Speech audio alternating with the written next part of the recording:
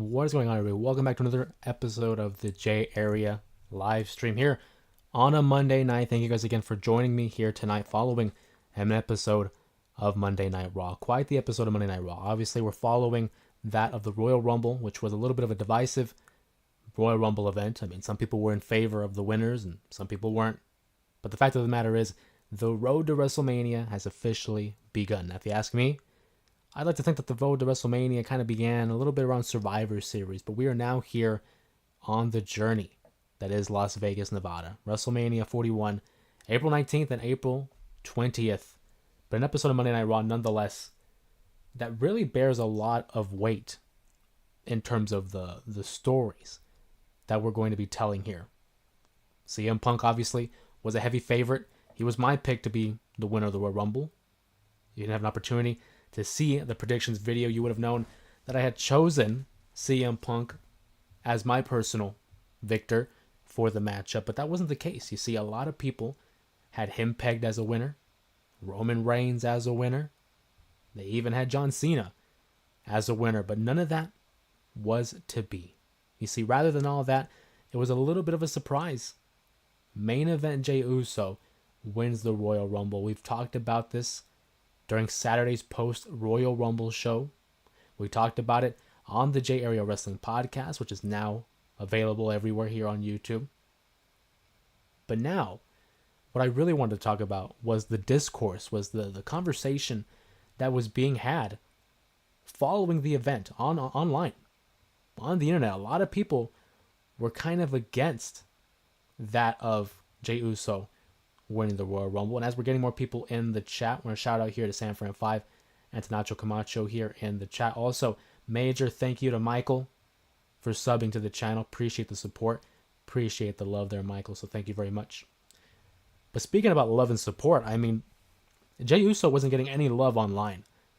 People wanted you to believe that this was the worst call for the Royal Rumble. People were already pegging it as the worst Royal Rumble of all time. I thought that was kind of ludicrous. Personally, I think that was kind of out there. People were really quick to jump the gun there. I didn't see it. I didn't see it as such a threat. We all expected someone like a CM Punk, like a Roman Reigns, John Cena, the big three, to be the winner. But I was pleasantly surprised by that of Jey Uso winning the Royal Rumble.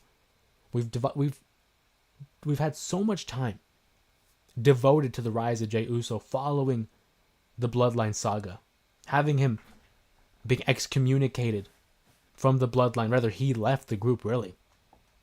So why wouldn't it make sense for us to divulge into his story? We've already invested so much in him. We've seen his matches against Gunther. He's 0-3 against Gunther, and now we want to see it for the fourth time, but a lot of people were just against it. Talking about how he's only over because of his theme song and because of Yeet. Well, that's half the game, right? To get over with the crowd, and if that means by your music or by your personality, that's already half the battle. It's just when the bell rings, that's when it counts the most. And people like to point towards WrestleMania 40, his matchup against Jimmy, his brother. And yeah, it kind of left a little bit to be desired.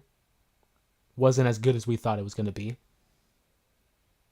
But nonetheless, the reality is Jey Uso is this year's Royal Rumble winner. I, for one, am happy to see it. And if you didn't see that promo to begin the episode of Monday Night Raw, watch it back. The crowd was so into it. They loved every second of it. They were eating it up. To the point where during his entrance, they were begging for an encore. They were asking for one more time. And sure enough, they started that music back up. The music starts up, starts doing the yeet, and the crowd was electric. If you were not on social media, you would have absolute no signs of any backlash towards the result of Saturday's Royal Rumble. It only demonstrates that, hey, the internet is useful when it comes to certain resources, but it's not the end-all be-all. The people in attendance, they made sure to let everyone know how they felt, and they were on fire for Jey Uso. This feud, because I'm pretty sure it's going to be Gunther versus Jey Uso, is going to be one to watch. I'm really excited to see how we move forward with Gunther versus Jay. Yeah, we've seen it a few times, but this is WrestleMania. This is the big stage. This is where legends are made and stories live on forever. So what are we going to do? What story are we going to tell leading into match number 4 between the Ring General and main event Jay? Because I can already see it. Gunther's going to be the voice of those people who've had their doubts, who don't believe in Jey Uso. They don't see him as the main eventer. They see him as that mascot, as people like to say. But I really think Jay is going to pull it off here. I really do. It was an awesome show there by Jey Uso. Great interactions with Gunther. I'm hyped for it, but I'm also maintaining an open mind. I think that's an important thing to keep, is an open mind. We also saw on the card, Penta defeated the likes of Ludwig Kaiser in another great matchup. I expect nothing but greatness from Penta, one of the best luchadores in professional wrestling. It's awesome to see him get those interactions with guys like Pete Dunne, Kaiser. But it might be a 2-on-1 here. Maybe he's going to need some help. Speaking of needing some help, Elimination Chamber. We're already getting those qualifying matches coming out, and Liv Morgan versus Io Sky was certainly a matchup that I was looking forward to. It was a qualifying matchup. These are the two women that had begun the match at the Royal Rumble, number 1 and number 2. Having a great match here, but of course Raquel Rodriguez couldn't keep her nose out of the business that was Morgan versus Io Sky. So of course Rhea Ripley, who has a history with both of them, decided to come in.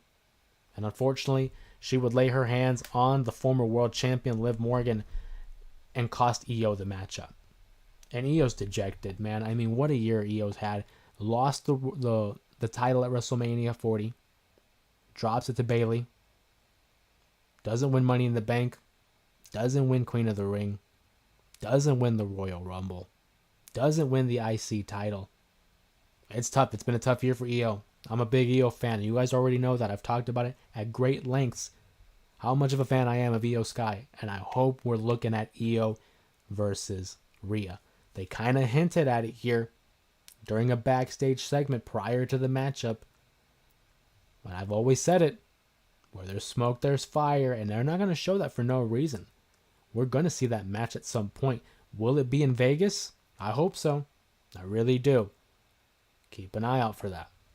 But nonetheless, Liv Morgan advances. She's going to be in the Elimination Chamber matchup, something that she has quite the experience with. That wasn't the only Elimination Chamber qualifier that we had. CM Punk versus Sami Zayn deliver a banger. I mean, what a matchup between two of the best in the WWE. One of the best baby faces they have in Sami Zayn versus a guy who is universally loved as a baby face in CM Punk, although he did have some heelish tendencies during that matchup. I thought it was interesting to see. I'm a Punk guy.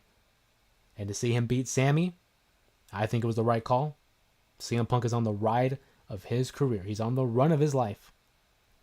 Having been over for so long, and now at this point where he really can't do anything wrong. The crowd eats it up every time they see him. He gets the win over Sami Zayn over a competitive back and forth matchup, something that we thought Sami Zayn was going to win for a second there. You would have had me believed it, but no. Punk pulls it out, gets the victory, shakes the hand of Sami Zayn. CM Punk's moving on to the Elimination Chamber, where he's going to meet John Cena. And now we just wait for the next 4 participants to qualify. But the big news, of course, wasn't, the matchup itself. Of course, it was a huge matchup. It's a matchup between stars, Sami Zayn and CM Punk. But again, it's one of those times where the post-match, curriculum is what takes precedence. Kevin Owens makes an appearance. He attacks former friend, on and off again friend, Sami Zayn. And it wasn't just an attack. He delivers a pile driver. The same pile driver that has taken out Cody and Randy Orton. But the crowd, again, eats it up. Cleveland, Ohio knew the assignment. They recognized it. And they were out of their seats. Huge pop. But it wasn't just like what a great moment pop. It was like that devastating, oh my God, he actually did it to Sami. Setting up for what probably will be the ultimate showdown at WrestleMania 41. Sami Zayn, good friend of Kevin Owens, have a deep history all the way back to Ring of Honor, PWG, NXT, and of course WWE. Kevin Owens made the point of asking Sami, you helped me during my match, I'll make sure you win the Rumble. Sami did not interfere in that great ladder match between Kevin Owens and Cody Rhodes. Kevin Owens loses the matchup. So what happens? Sami doesn't win the Rumble. So Kevin Owens retaliates here and makes sure everybody knows where he stands. He's against Sami Zayn again. They've done battle before. Had a ladder match at WrestleMania 32, a multi-man ladder match. Had a tag match at WrestleMania 34 against Daniel Bryan and Shane McMahon. They have a one-on-one contest at WrestleMania 37. They win the tag titles at 39. And it looks like we're going to be doing another dance in Vegas for WrestleMania 41. How long will Sami be out? We'll have to wait and see. Because if anything is to be said, Randy was out for quite some time. Cody missed some time, but I think because he became available earlier than Randy is due to Randy's history with his injuries, and Cody's a little bit more, let's say, durable at this point in his career. So I would think we're seeing Sami Zayn maybe the week after Elimination Chamber. I'm thinking maybe March 3rd, March 10th, around there is when we're going to see Sami Zayn. Speaking of returns, Charlotte Flair wins the Royal Rumble for the women, becoming the second woman to, or not even the second, the first woman to win her second Royal Rumble. Not a lot of people were a fan of it. The backlash that was directed towards Jey Uso, was directed towards Charlotte Flair. Whether that was rightfully so or not, that's up for you to decide. Shout out to Gabs in the chat. Hope you guys had a great Monday. Likewise, I hope everyone's having a great Monday here. Hopefully the week ahead of you is going to be treating you very well. And hopefully the rest of the year. I mean, can you believe we're already in February? Time's already flying by. But hope everyone's doing okay. I want to thank you guys again for joining us here on a Monday night on a live stream. Thank you for choosing to spend your time here with us to hang out and discuss the WWE. Hang out with some friends, have a little laugh, and have a little bit of a discussion. The person that wasn't having a lot of laughs was Charlotte Flair, as I mentioned, made a return to Monday Night Raw following a monumental victory for the Royal Rumble, has an opportunity to get a championship opportunity of her choice. She has three options here. Rhea Ripley, the World Champion, Julia, the NXT Champion, or of course Tiffany Stratton, the champion on SmackDown. If you ask me, I think she's going after Tiffany. I think a potential matchup with Julia is interesting. I was not a fan of the Rhea Ripley possibility. We've already seen that, done that. Saw it at WrestleMania 36. Saw it at 39. But after the segment that they had tonight, I'm a little open to it. I like what they were going there. Talking about how Rhea respects Charlotte, but it doesn't seem like that respect is reciprocated.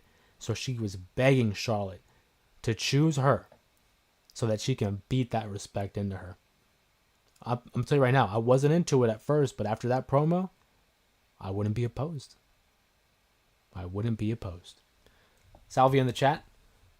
Yeet Mania. Hopefully they will do better than Kofi Mania post WrestleMania. You know, that's a great point. Kofi Mania was at like a fever pitch. Everyone was on his side. The momentum for Kofi Kingston, truly one of the best runs into a WrestleMania. You talk about the movements, like the Cody movement last year. Daniel Bryan in 2014. Kofi Mania was another one. And then upon winning the championship, it just fell off. You know, he had matches against Randy Orton.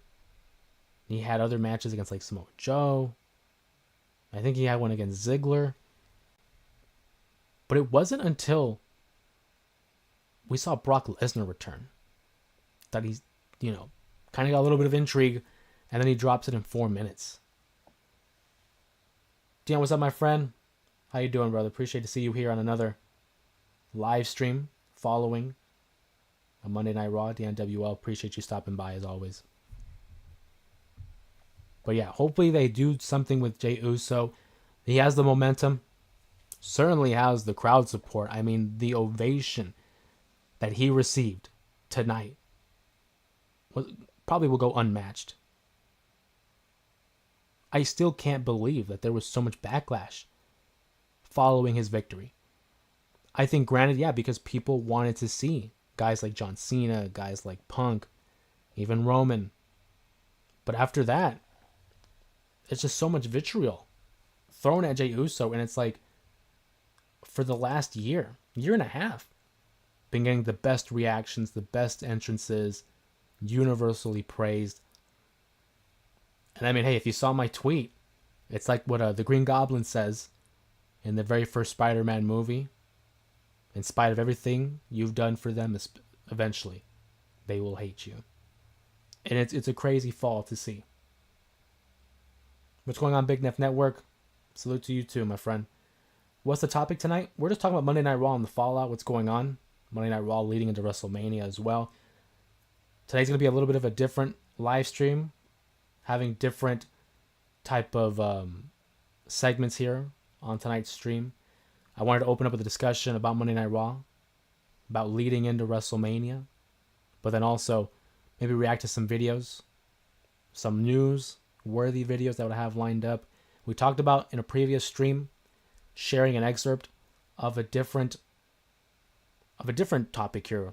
I have a book here over my shoulder. Brian Gewirtz, who was one of the longest reigning writers in the WWE. I think it's a great read. I'd like to share some of it with you. So we have a little bit of a different segments throughout tonight's live stream. So a little something different. Dion says they're shooting Uso to the moon. Nothing but real unconditional love for that man from me. And everyone tonight showed me something different. And D Vega. A man of culture, I see. They really are, though. And what gets me too, and again, I shared some of this on the podcast episode earlier today. Check it out, J Area Wrestling Podcast. We have that every Monday afternoon. But it's very ironic to see that there was a time where John Cena, constantly winning, and people were saying like he's being shoved down our throats. We're tired of seeing Cena win. We want to see new stars. We want to build new stars. We want to give other people an opportunity. And so now it's like Cena lost. We're giving someone else a shot. He's never won a Royal Rumble. He's never won a world title. And it's flipped. I don't get it. And another thing too was like with Charlotte Flair. People are upset that Charlotte Flair won the Rumble because she doesn't need it. She's already a made star. And they're tired of seeing her win. That's literally the counterpoint to Jey Uso. Because John Cena doesn't need the win. He's already won championships. And he'll get there some other way. So it's just contradictory. I just find it so fascinating. Everyone's entitled to their opinion. Absolutely, everyone's entitled to their opinion. But it's just so fascinating to see the logic behind it. Dion says, I'm so glad that the fans see through Charlotte's BS. They chose the wrong one and they know it. Shout out to Lola. Oh, whoa. Spazzing out there. Shout out to Lola Ruiz in the chat. Trust and believe when Cena is gone, they're going to miss him. He definitely one of the GOATs. Absolutely. Cena's one of the greatest of all times. I think, for me, it was Punk or Cena. Those were the ones that should have won. No doubt about it. If someone's going to argue like, hey, Jay's the wrong guy. It should have been Cena, Punk. Okay. I'm not going to argue that. Because I would have loved it if Punk or Cena had won. But the fact that Uso won, for me, that doesn't change like my happiness for him. I'm not mad at it. I would have loved to have seen the other guys won. But the fact is Jay won. And Jay's my guy. That's my dog. I want to see him succeed too. Not everybody can win the Rumble. That's the beautiful thing about it. Salvi says fans did the same thing with Roman when he was becoming a main event wrestler. Again, isn't that fascinating? They were pushing Roman to the moon and they dejected it. They rejected it. They didn't want it. Granted, his was kind of a little excessive if you ask me. But it's a similar thing too. And it's a different regime. I think that's something we all have to recognize. If this was Vince, hey, I'm not even going to get mad at you, because towards the end, the old man was getting a little senile there. I don't know what he was going with in terms of logic. He was flip-flopping stories and not treating the stars like the stars that they were. But it's Hunter. It's Triple H. I trust the process. I trust it. Jey Uso and WWE, they're going to be fine. They're going to be fine. Dion says, tonight proved to me that Jey is definitely the right choice. Absolutely. All the stellar talent in there. And Jey had to be the last on everyone's mind to go all the way. And I was a fan of that. To see the reaction, the reception that the crowd gave him tonight solidifies right move. Block out the noise online.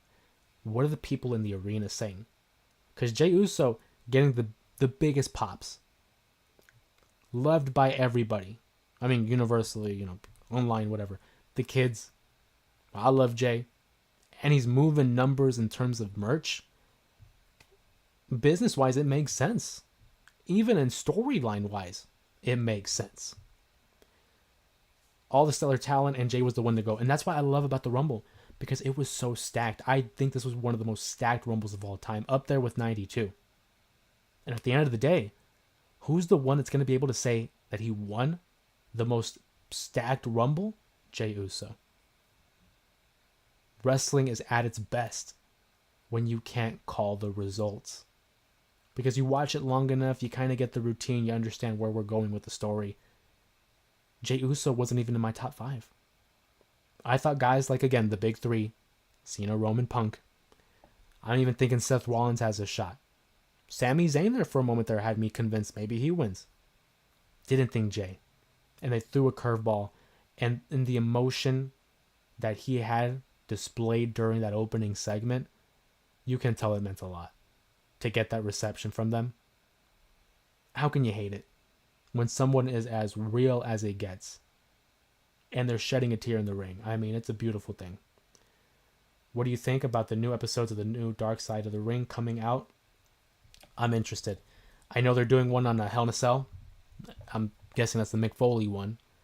That one's going to be great. One that I'm actually interested in, and there's a lot of other ones too. I believe Vader was another one. The one I'm interested in is the Muhammad Hassan one, because I grew up for that one.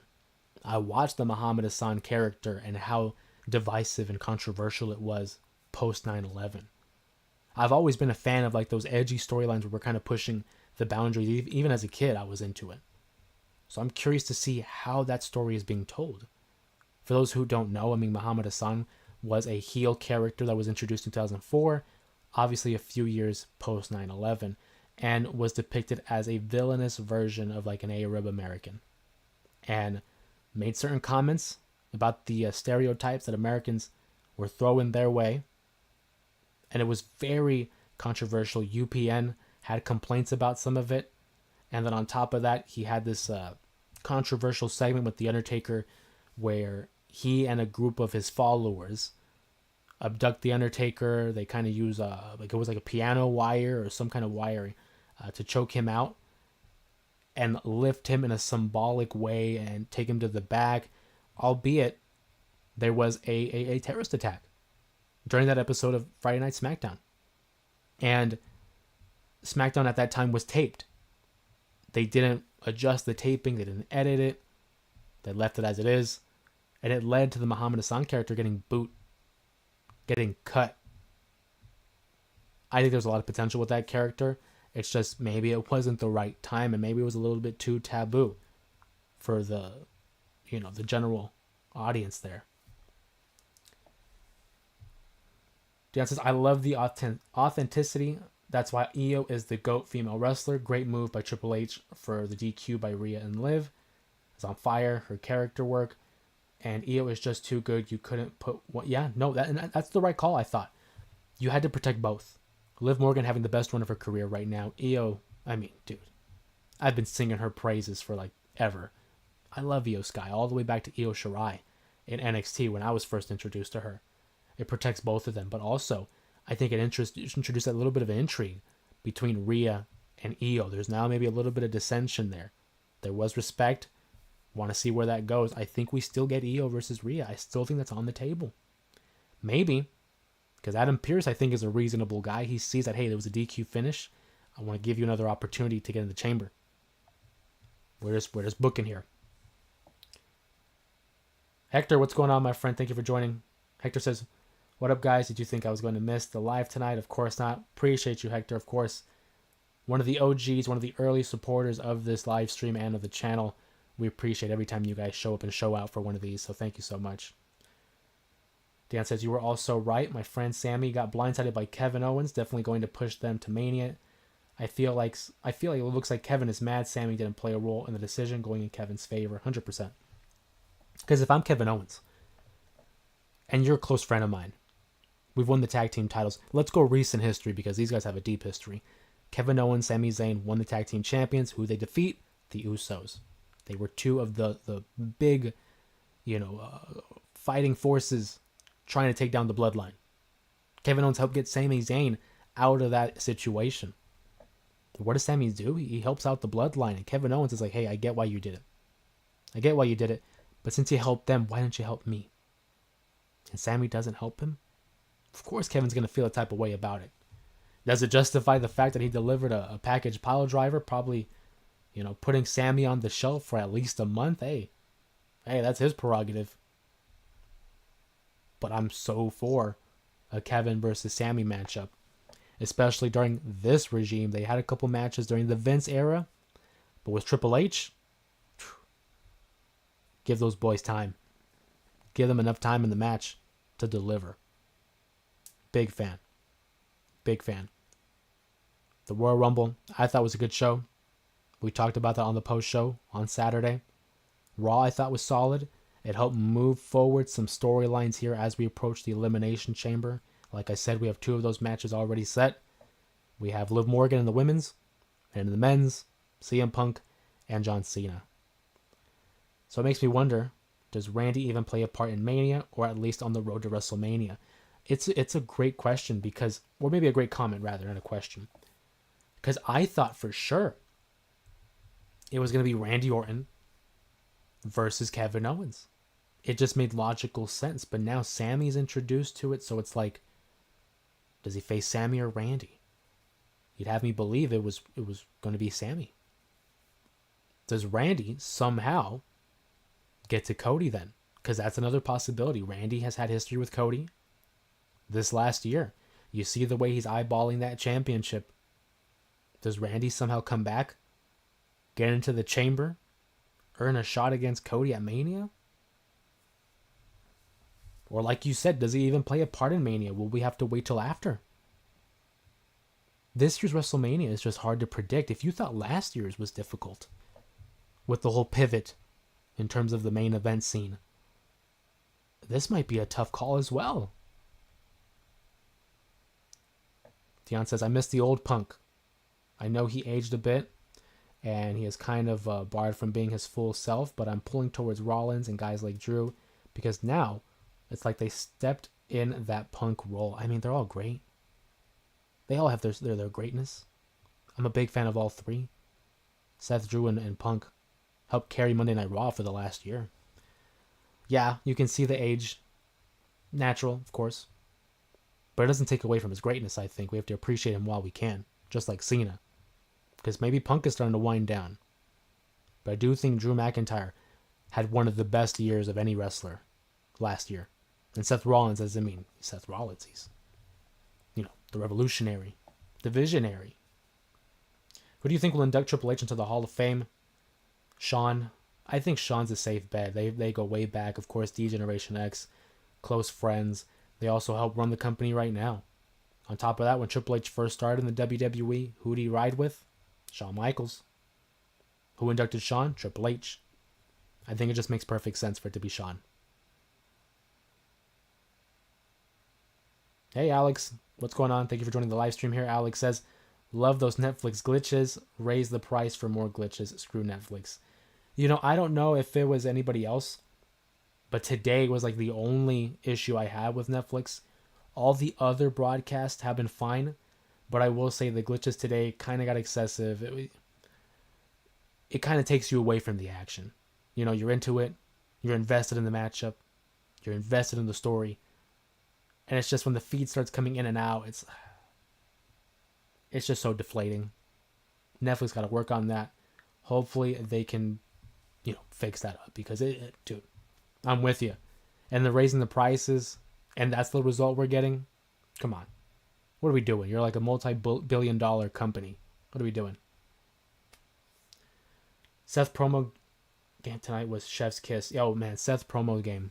I like that Seth Rollins though, because a lot of times Seth is portraying this almost like a Joker like character where he has the laugh and he has the dance and the outlandish outfits. I love when Seth can be serious.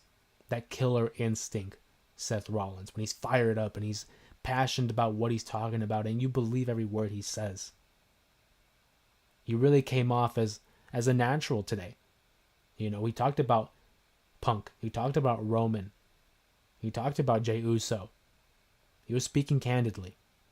I like that. I like that sense of realism by Seth. I don't want the joking Seth. That's where the money's at. Them glitches, bro. Yeah. I'm telling you, they got to fix those glitches. It's one of those things where it's like, man, we're paying all this money for the monthly fee that Netflix is asking for. And again, they're a multi-billion-dollar company. It's like, come on. Get it together, guys. Get it. I don't think we ask for too much. We're already paying as it is, so it's like, come on. Let's get it together. On a side note, shout out to IShowSpeed for taking a Braun Breaker spear. When you go replay that over and over, he really got rocked. Man, so heading into the Rumble, we knew that IShowSpeed and like Kai Cenat were going to be there. And I was one of those guys where I was like, I hope they're not in the Rumble. I really hope they're not in there. I mean, it's taken away a spot from the boys that have worked all year long. Akira Tozawa goes out. IShowSpeed is in. And I'm not going to lie to you. I wasn't mad one bit because that spear was vicious. I think it's at 600 million views on, across social media. I give him major credit. I thought he was going to get a concussion. And I know Braun Breaker put a little extra mustard on that spear. Because good God almighty, I thought he was going to knock him out of his shoes. He knocked some of the skin off of IShowSpeed. You talk about IShowSpeed. Braun Breaker showing some speed there. All-time moment. Who do you think Chelsea Green will face at WrestleMania? Oh, man. Is it wrong to say does she even get a match at Mania? I hope so. But I wouldn't put it past them to have Chelsea like on the SmackDown before WrestleMania defend the title. I could definitely see that. Against who? I mean, if you go down the roster here, SmackDown, of course. Bayley's on Raw. That's who I kind of would have picked. Mia Yim is currently the feud that she's going with right now. I think Naomi and Bianca could be a good part there. But that depends if they're the champions. If they're the champions still, don't see it happening. Don't see it happening. It's a great call here. You know what? Maybe Piper. Because maybe we're starting that little, the dissolve between the two. I don't want it. I like Piper and Chelsea Green together. But maybe slowly we start seeing those two. You saw the Rumble. Piper accidentally knocked out Chelsea Green. That's usually a telltale sign of the end of a pairing. Io versus Rhea, let's make it happen. Absolutely. Absolutely. I would love that. That'd be one of the best matches on the card. And they've hinted. They had those hints today. Sign me up. Call back to NXT. Dion says also, Jose, who do you think should be the next IC champion? I like guys like Penta. Even Kaiser would be worthy. These are great picks. Because you have to look at it from the sense of, okay, Ron Breakker is a star. They're not going to have him lose to just anybody. They hinted Penta. And they don't do that for nothing. I think Penta's a great choice. I think it's going to have to be a guy like Penta. I thought it was going to be Sheamus. It wasn't Sheamus. I could see it being Penta. All the momentum that has been strapped to him since his debut in the WWE, cap it off with a title win like that. I think you're onto something there. I'd have to agree with you. I think Penta's a great choice. Chelsea has to. She was over at the Rumble. I'm not disagreeing. But it's just because I see how sometimes they do that. prior to WrestleMania, the SmackDown before, or the Raw before is kind of a bigger deal. I would love to see Chelsea Green defend the title. If she does defend it at the title, I think it's going to be a multi-woman matchup. It's going to be a way to get several women on the card. I think it's a way we're going to throw in people like Piper Niven. Probably Mia Yim gets another shot there as well. I could definitely see it. And again, depending on how the tag team title scene is, Bianca and Naomi, solid picks to win the title from her. I'd like to see Zelina Vega. I'm a fan of Zelina Vega. I don't think it's going to happen, at least not at WrestleMania. But hey, I can dream. I pray that WWE Evolve feed on Tubi is going to be super great. I can't wait for it. Crazy news, huh? That they're bringing back Evolve, and they're going to be streaming on Tubi, which is interesting. Might give me a reason to start watching Tubi. And it's going to give a lot of opportunities to, I think, those superstars who are on the WWE ID scene. You know, all those independent wrestlers who are trying to make their way to NXT, make their way to WWE. That could be a great little proving ground for them to get to the next level. Might have to check it out. If they even put Chelsea in the mix at Mania, I don't know. We'll see. It's true. I think Chelsea Green's one of the best talent they have. Super entertaining. I get a genuine laugh and smile whenever I see her because she's just so good. She's able to throw herself into the character work so deep. And I love that. When someone is able to just dive in so deep and not even care. That character work, strong. I think we also get Jade and Bianca. Can't rule that out. 100%. I honestly thought we were going to get some kind of Jade update at the Rumble. Like a return by Jade or something, and we didn't. I don't know the severity of her injury, but will she even be there for WrestleMania? I hope so, because Jade versus Bianca would be a dream match. That'd be an awesome matchup in itself. That's right, AJ Styles, a new addition to Monday Night Raw, and I'm so glad to see that he got his old music back. The music that he debuted in 2016 with. I'm a big fan of his TNA theme. I think that's the best theme he's ever had. But the They Don't Want None theme song that he debuted with is great too. His last one, it was okay. But to see them go back to this AJ Styles, awesome. I wonder what they're going to have in store for him, though. Who are we going to pair him up with? Logan Paul, maybe? They had a little interaction there. I wouldn't be against it. Who do you feel comes up from NXT next? I feel like Trick. I think Trick Williams comes up next. Probably going to see him feud with Carmelo. They haven't really been doing a lot with Carmelo. I like the character work, but in terms of his wrestling, he's been losing a lot. I think Trick Williams for sure goes up to the WWE. It's very tricky when it comes to the main roster. I mean, the main event roster, I should say, in NXT, because the male isn't as deep as the women. The women's roster is where it's at. I think Roxanne Perez, if she hasn't already been called up, will be called up. She had a great showing in the Rumble. Super happy for her. Like I said, I think Trick goes up there. Other guys, maybe Ethan Page. I don't see him being in NXT too long. I could see him making the move. So Ethan Page and Trick Williams, Roxanne Perez is another one that are very possible. Maybe Tony D'Angelo, once he drops this North American title. I could see Tony D'Angelo moving up as well. They've kind of hinted at it too because Tony D'Angelo with his boy Stax, Lorenzo, Luca, and Rizzo kind of made these comments where it's like, you got to stop depending on me. You got to figure it out. So I feel like they're kind of hinting already a separation of the group and Tony D'Angelo. So maybe Tony D'Angelo, after being in NXT for so long, I could see him getting called up. Zilla fought too on WWE Evolve. Hey, that'd be cool, but I don't know, Alex. I feel like he's a guy they would just jump up to NXT. Or maybe just jump up to the main roster. It would be a smart way to bring eyes to Evolve. It would definitely be a smart and effective way of doing it. But if they do it, I don't think it'll be for too long. Maybe a couple appearances here and there, because I do think a guy like Zilla probably jumps up to NXT sooner than later. What's going on, Muhammad? Happy Monday. Hope you're doing well. Appreciate you on a Monday night, of course. What do you think of Raw earlier tonight? I was a fan. I was a fan of Monday Night Raw. I thought it was a great show. It was a smart way to bridge the fallout of the Royal Rumble and begin the lead up to Elimination Chamber. The qualifying matchups I thought were fun. I know one was a DQ finish, but nonetheless, I enjoyed it. The Jey Uso stuff was great. Charlotte Flair Interesting. We're going to go heel here. It's the smartest thing to do. She's better as a heel. 100%. And during her promo, there were some hints of Rick in there. Ric Flair, I saw that in her promo. I could feel it. So I think it's way better for her to be a heel in that sense.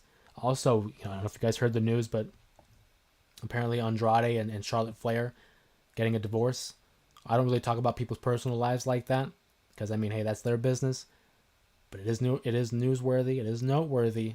Hopefully they both are doing well and they're able to move past in an amicable way. I missed your comment, Salvi. Sorry about that. I wanted to see them showcase Alexa Bliss tonight. I wish they would have. She'll be there. I feel like you kind of have to space it out. You don't want to, blow your load all in one episode of Raw. We got to space it to the Elimination Chamber. Maybe she comes back next week. I think that'd be awesome. I would love to see her interact with the Wyatt Six, but it appears she's going to be on Monday Night Raw. Wyatt Six is on SmackDown. But I'm a big fan. That Alexa Bliss pop at the Rumble, she probably got the biggest pop of the night. Super happy for her too after being gone for so long. Had a baby, raising a family. Great for her, but it's awesome to see her back. They need to bring up Hikuleo. Yeah, whatever happened to Hikuleo? We've been hearing about him and Lance and Hawaii that apparently they've been signed with the WWE and we haven't seen them yet. We haven't seen Lance or Hikuleo. So will they be NXT guys or are they just going to jump to the roster? I know, Tamatanga and Tangaloa are on the main roster. Tangaloa, of course, is out with injury. We don't know when he's going to come back. But perhaps he comes back with Hikuleo? Maybe.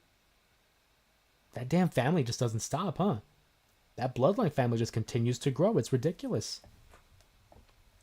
I love the feedback here. Love the interactions. We're having a lively conversation here on a Monday night following Monday Night Raw and the Royal Rumble leading into the Elimination Chamber. If you guys are just joining us here for a live stream, my name is Jose Ramos Jr., pro wrestling fan with a pro wrestling channel, loving discussing the topic with a bunch of pro wrestling fans. So if you enjoy the content, if you enjoy the live stream and seeing the other videos, make sure to drop a subscribe, like the video, comment on the videos. I see everything, and continue to help support and grow the J area as we've done so in the last year. It's been a steady climb, and it's because of the support and the love that all of you have been showing us here on the channel. Deeply appreciated. And of course with the memberships as well. People are joining the memberships, getting exclusive content and those exclusive shout outs. Can't do it without your guys' support. Much love and appreciation. So thank you all for that very much. It's a passion of mine. I love pro wrestling. I've been a fan since I was a young kid. And, it was during a time when you kind of transition out of it. Your friends stopped watching it. And it was an opportunity to talk with other people, common interests that I've never encountered, that I've never met. So it's a great way to build a community.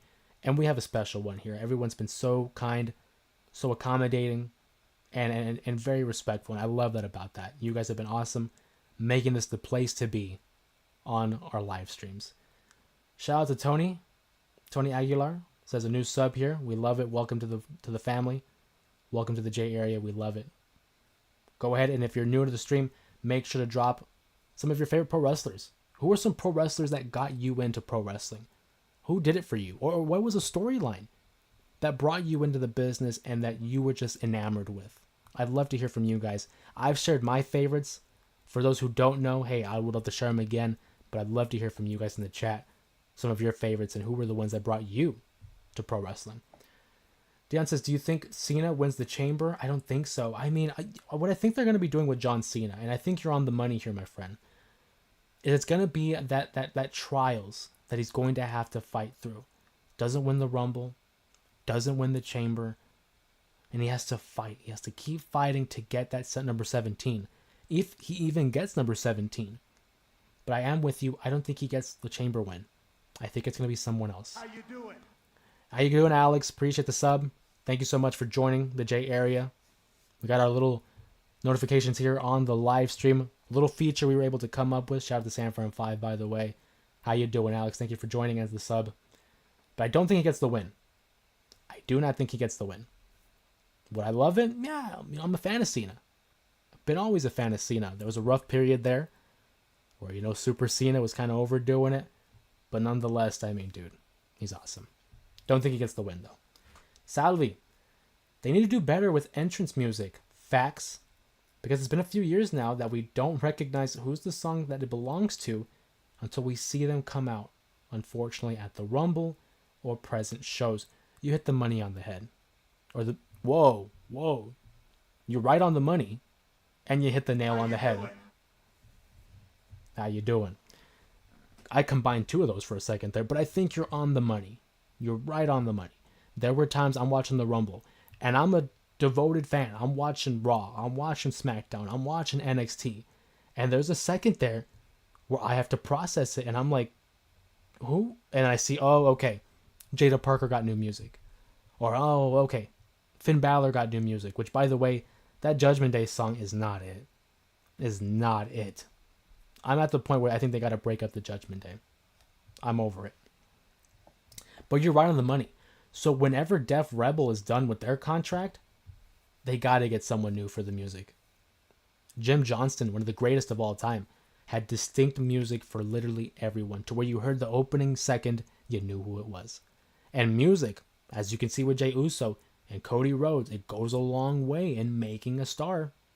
You hit the money right there. You're right on the money, my friend. Once again, shout out to Alex there. Tony says, I lie, cheat, and steal. Eddie Guerrero, man. Eddie Guerrero. Eddie Guerrero's my number 3 favorite of all time. Love Eddie. Grew up a big fan. Of course, just the representation. You know, what he stood for. To be able to fight back all the demons, all the adversity. Become the WWE champion. It's a story that I never get tired of.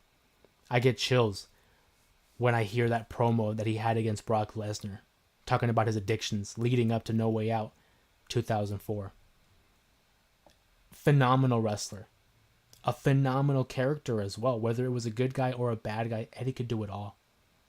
All around talent. He's truly one of those guys where it's like you want to model your work after him. He's an all-timer. Could do everything.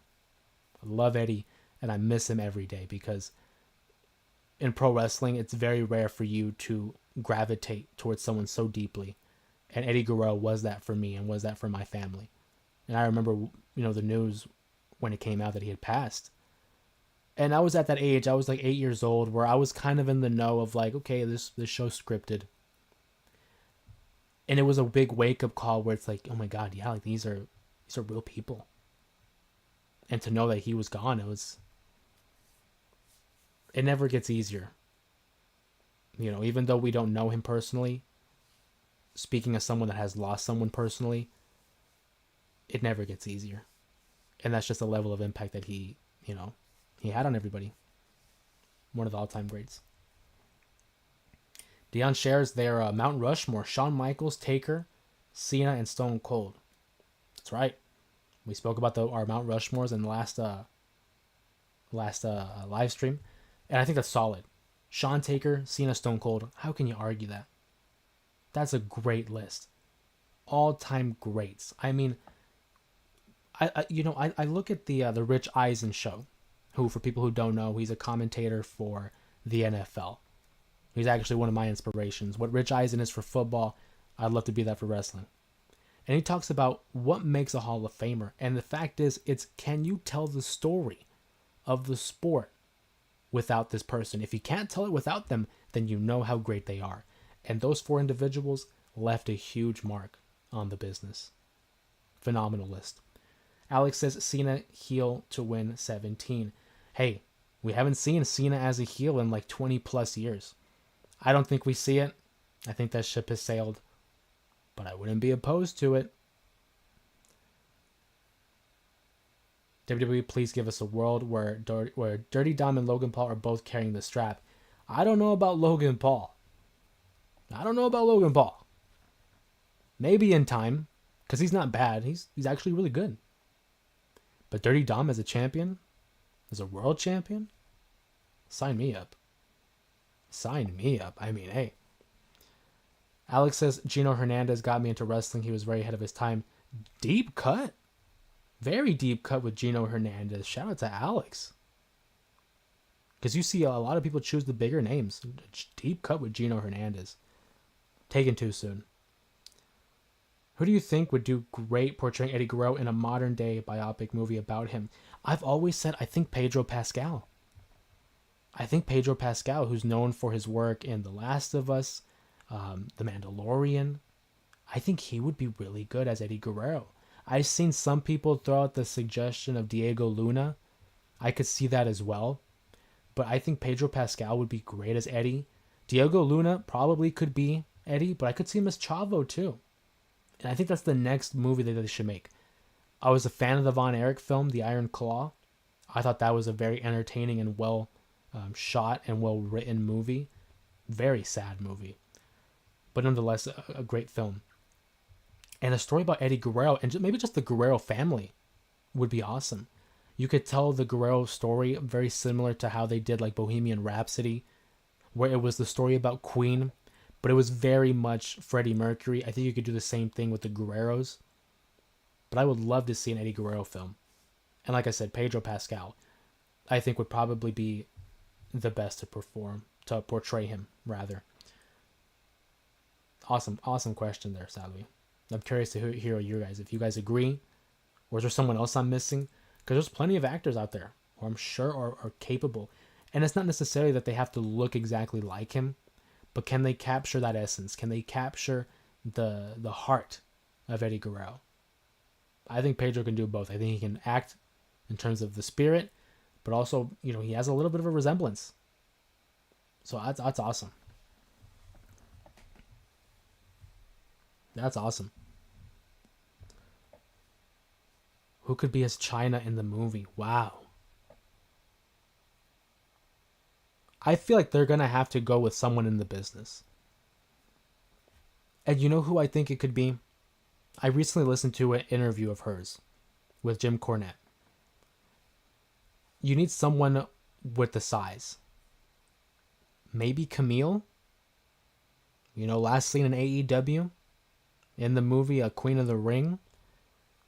She's the first one that comes to mind. I'm sure there are other names that could be out there, but she's the first one that comes to mind. She has the size, has the look. I think maybe her, but I do think it might be someone in the business, just to capture the physique of China, the ninth wonder of the world. But like I said, hey, I'm sure there's other names out there. Camille is just one of the first ones that comes to my mind. But that'd be difficult to cast. I mean, because China was just larger than life. I mean, it got to the point where she was, again, like Rhea Ripley, where she kind of steps out of the realm of wrestling. I mean, Dion says, imagine Benoit versus AJ. Dude. However you feel about Benoit and what transpired in 2007, that matchup would be awesome. You could, even during that time when AJ was still in Impact, the mid 2000s, Benoit in the mid 2000s, had those two met up at that time, you give them an Iron Man match. Give those guys 30 minutes for an Iron Man match. Just two awesome wrestlers. Like I said, depending how you feel about Benoit, you're entitled to that. But as a wrestler, it's hard to discredit him as a wrestler. It's just a shame how everything, ended up. Great shout out there, though. Great shout out by Dion there. Once again, it's a Monday night live stream here. Following Monday Night Raw, we're having a great discussion here. A lot of great comments. Shout out to our newest friends here in the J area. People like Alex, Tony. Appreciate you guys, of course, spending your time and choosing to have that time with us here on the J Area Live podcast, or live stream rather. But yeah. Benoit versus AJ. That'd be a classic. That would be a classic for sure.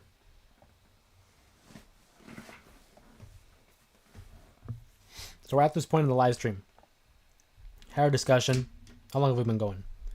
An hour. Wow, that was the quickest hour I think we've had here on the live stream. Great discussions here. And I promised you guys I want to do a little bit more segments. Do something different with the live streams. Typically we always have these conversations, and I love them. But I kind of want to give you guys more variety.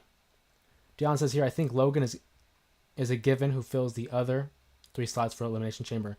Yeah, Logan's going to beat Ray. Love Ray, but he's going to beat him. So we got Cena, Punk, and Logan. I think you could say Seth is going to be in there. Who else? So we got 2 other spots. I would think McIntyre, but I don't know what's going on with him. You know, whether or not we're going to see him, whether or not it's real issues. But I do think Drew McIntyre would be a solid choice to be the 4th guy in there. And it's just a matter of who are the other 2. Maybe Damian, but Damian's on Raw, but Damian's on SmackDown, but so is Cody. Maybe Damian and Drew and Logan.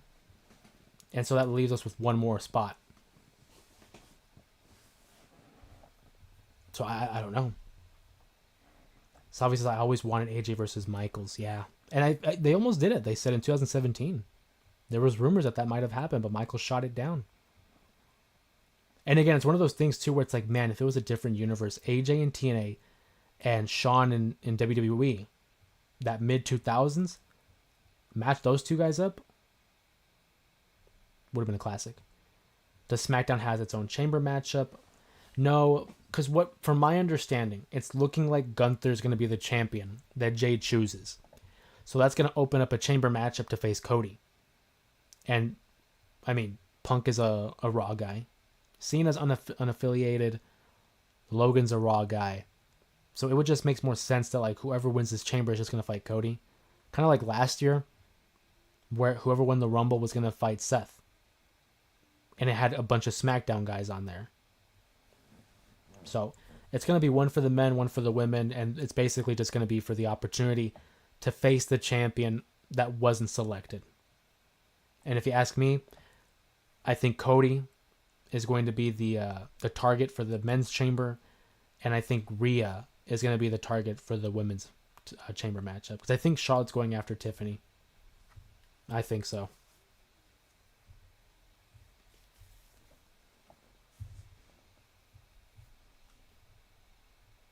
I think so. But doesn't the winner of the chamber has a say, or how does that go? So traditionally, in the years past, it's always been the leftover. It's okay, whoever the Royal Rumble winner doesn't choose, that's who gets the chamber. Because the Royal Rumble winner gets precedent. They get that choice first. So Jey Uso gets to choose. And then whoever he doesn't choose, they got the chamber winner. Alex says that they're Mount Rushmore, Gino Hernandez, Punk, Sting, and Rika. Wow. Hey, that is a unique Mount Rushmore. Because it has a little bit of everything there. I won't even front with you. The last one, I'm not familiar with. But Gino Hernandez, Punk, and Sting, universally known. But you got me there. That last one, I'm not even familiar with. So we know you got some deep knowledge there, Alex.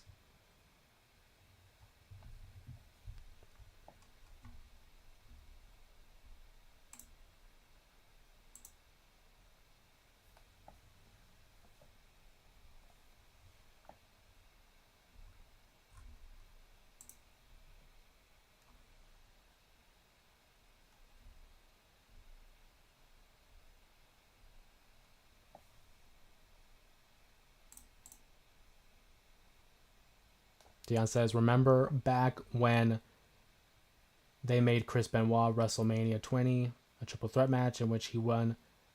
So I was thinking more of the lines of that. Yeah. Well, that's because Chris Benoit won the Royal Rumble, and he got to choose the champion. He got to jump. He was able to jump over to the Raw. And the storyline was that he was going to fight Triple H, but then Shawn Michaels wrote down his name on the contract, and so it's okay, it was supposed to be Benoit and Hunter, but Shawn interjected himself, so we're making a triple threat match. So whoever wins, Jey Uso has that choice. He can choose Cody. I think he's going to go Gunther. And then whoever's left over, you get the chamber guy. Founder of Japan Wrestling. Dude. I will confess, not as well versed in Japanese wrestling as I would like to be.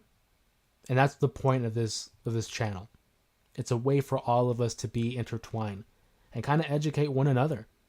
Because, I mean, hey, I'm not familiar with a lot of Japanese wrestlers, but because of this forum, because of this outlook, we're able to do so there. So shout out to Alex there.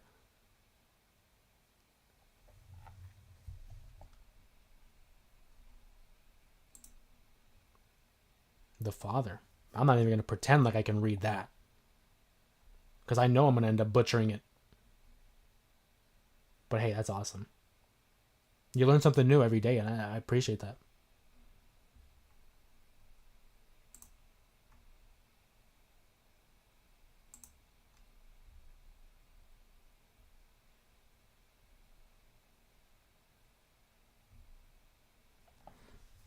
So with the live stream, a lot of times we do conversations, we have open forum, we have an open discourse about what's going on in pro wrestling, and I very much appreciate it, and we can continue that. But I do want to give you guys an opportunity here for kind of like a visual. And on the channel, we do the occasional reaction video, allowing us to kind of share what our takes are on some pro wrestling and some of these videos. For example, if you've seen the channel, I have a couple of reaction videos to like WrestleMania and like the hardcore wrestling stuff. And it's gotten good engagement. I enjoy watching it because it's some stuff that I haven't really seen. So if you guys are interested, I would love to share some with you right here on the live stream. Do you think the Royal Rumble will become a 2-night event? I think so, but I hope not. I don't think it needs to be. I think it's fine the way it is, but I would not doubt it. If they're able to sell tickets, they're going to do it because it's good business. You're doing double the nights, double the merchandise, double the revenue. I mean, business-wise, it makes sense. I kind of hope they don't. I don't think everything needs to be 2 nights. I think WrestleMania should be the only 2-nighter. They're doing it with SummerSlam, so I don't see why they wouldn't do it for Royal Rumble. The males and females who come from New Japan Pro Wrestling are indeed elite and precise in ring, not gonna lie. Yeah. Because, like, okay, when it comes to, like, the history of Japanese wrestling, I'm not well versed. But, like, New Japan, for example, like, guys like Shinsuke Nakamura, Kazuchika Okada, Jay White, Kenny Omega, that, of course, I'm familiar with because they have stepped out of the realm of, like, the casual, and they become, like, viral stars. So, of course, it's going to trickle down over here. But you are right. In terms of their preparation and their training and the difference in North American style, it is such a unique look that I wish we would get more in the WWE. I mean, yeah, we do have some stars that came from there. Guys like AJ and Shinsuke. But I feel like there could be a little bit more done with that. Also with AEW, Okada, is it just me, or Okada and AEW has kind of left a lot to be desired? I know what he was capable of in New Japan. I've seen his matches with like Kenny Omega. But what they're doing in AEW, I don't know. I'm willing to like hear them out. But we're at this point where I'm like, we gotta do something with Okada. Make him feel like a bigger deal. I don't know if that's just me. I'd love to hear from you guys.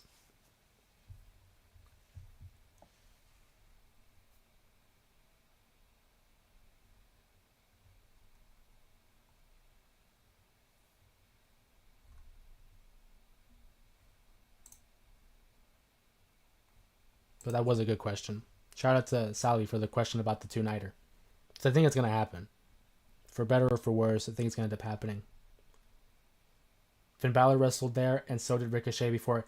Yeah, I forgot Finn Balor, of course, the founder of the Bullet Club. One of the most like revolutionary, stables in recent memory. The Bullet Club, who has had so many stars come and go from New Japan.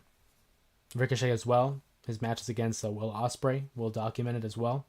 A lot of great talent has made their way through Japan. And I feel like that's always been like the goal for many wrestlers is like, hey, if you can get over in Japan. Speaking of Ricochet, God, I miss Sami. Yeah. I mean, both of them. I thought they were great in WWE. Samantha was on her way to being the greatest ring announcer, I think, for the WWE. Brought the emotion, brought the electricity. She was great. Ricochet, he was just getting going there too. His feud with like Braun Breaker, he was just getting going. Went to AEW. She left the WWE for her own reasons. Respect both of them. That's their choice. We wish him the best. But yeah, I do miss Samantha. The way she would introduce people like Chelsea Green, the Bloodline, had these like distinct ways she would introduce everybody. It made it fun. Vader had a match against Will Ospreay because of the match he had with Ricochet. Again, another guy, Vader, who was notorious in Japan as well. That match with Will Ospreay and Ricochet really put them both on the map. On the map, I should say. Just awesome athletic. And it's like, it's different styles. Some people aren't a fan of like that type of wrestling. They think it's too spot heavy and there's not ring psychology. And that's fine. That's their opinion. But I think that's the beauty of pro wrestling is there's different styles. There's that, technician based. There's, very heavy story based like the Bloodline. You have your aerial assaults like Will Ospreay and Ricochet. There's always something different. I've always said I've always seen that pro wrestling is very much like a buffet. A little bit of everything for everybody.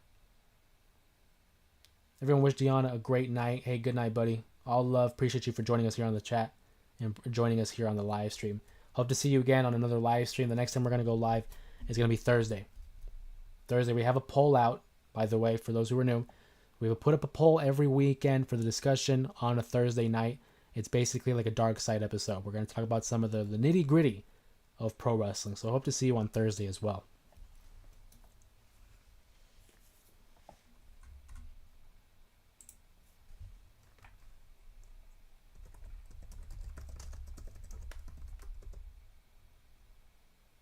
Alex says World Wrestling Council of Puerto Rico style is underrated. And it's crazy to think that there are so many other wrestling styles that don't get as much love or just notice, because guys like WWE and AEW are the peak when it comes to like mainstream wrestling. So there are so many other promotions out there. What's going on, Kevin? Thank you for joining the live stream.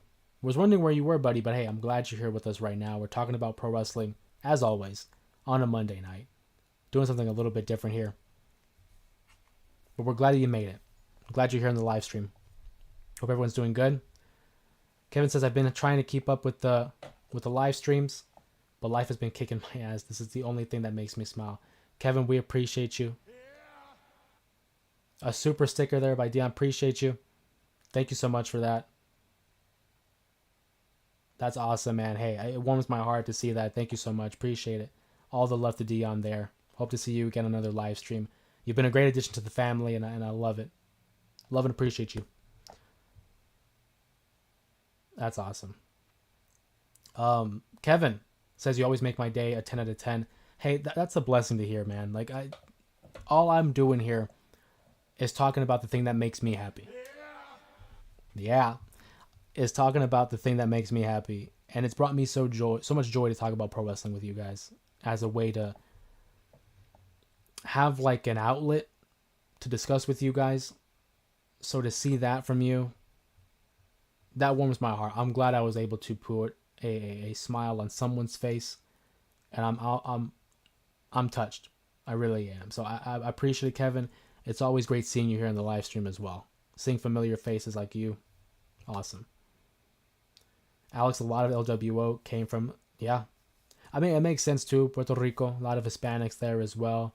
I would assume guys like Carlito, Carlos Colon, they have some kind of representation there, so makes a lot of sense. Kevin says, dude, unfortunately I missed the Royal Rumble, but I was able to watch it today. I watched your Rumble video. Hey, I appreciate it. What'd you think of the Rumble? There was a lot of backlash directed towards Jey Uso winning the Rumble, but you would have never guessed it on this episode of Monday Night Raw. So that's the beauty of streaming, though. You get to watch everything back in the archives. If Cena or Punk won, he won the Rumble, would have been a 10 out of 10. Jey Uso winning was a bummer, not going to lie. I mean, I'm entitled to agree with you. I like Cena and Punk. Those were my guys to win. I would have picked them 100%. And I think it was one of the best Rumbles in recent memory. But Jey Uso winning doesn't diminish it at all for me. It was a surprise. It was something I wasn't expecting. So I'm all for it. I'm happy for Jey. Would have loved it if Punk and Cena win. But Jey winning is cool too.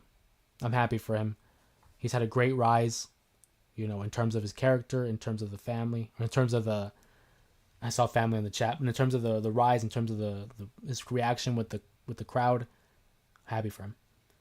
Do you think Alexa will join the Wyatt family? Maybe eventually.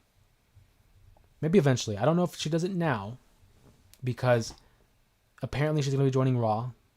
That's what I think the reports are saying. And the Wyatts are on SmackDown. But I do think eventually we do see them come back together. Loved her ring gear that said Fiend Forever. That was a nice touch. I think that's something we build towards. And it'd be interesting too, because Nikki Cross and her have history. And Nikki's with the Wyatts right now. So there's a story there to be told. Cena said him losing the Rumble was not best for business. Yeah, you saw that, right? How he thinks like the best for business is for him to be on top. I kind of like that. A little bit of an edge to Cena. I'm gonna miss Cena. What's your favorite Cena moment? Man, there's just so many. If I had to pick one specific Cena moment,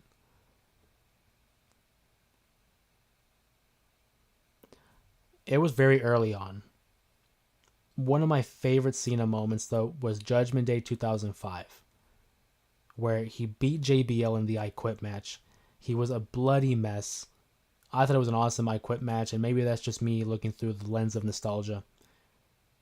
But to see the resiliency by John, and it was one of those first instances that it was like a big match John type of a moment. His feud with John Bradshaw Layfield goes down as a special one for me, because that was around the time where it's like I was confirmed, like, oh yeah, I'm a fan. I'm locked in for pro wrestling. So that feud with JBL, specifically the I Quit match, is one of my all-time favorites. I loved his matchup against Umaga, the Royal Rumble 2007. Him against Shawn, WrestleMania 23. Those are up there too. But there's so many. Do you think AJ Lee will ever return? Yeah, I think, because it's important to remember that never say never in wrestling, right? Is it for a match? It doesn't have to be. It doesn't have to be. But I think she comes back. Maybe it's by some kind of backstage segment, something involving Punk. You know, he has his issues with Seth. Maybe Becky gets into the picture. Maybe. Sanford 5, my name is Finley and I love to fight. Shout out to Finley. Who remembers Finley? Who should face Cena at Mania? Orton, Rhodes, or Punk? I wanted it to be Gunther. That's the matchup I wanted, was Gunther versus Cena. But apparently that might be off the table. I think Cody is very much on the table. I mean, that's a big match there. Two faces of their respective generations. Randy would be cool, because we've never seen it. I'm stuck between Randy and Orton. Or Randy and Cody. But then it's like, who does Cody face? Because I would think it'd be Randy. I don't think it's going to be Punk.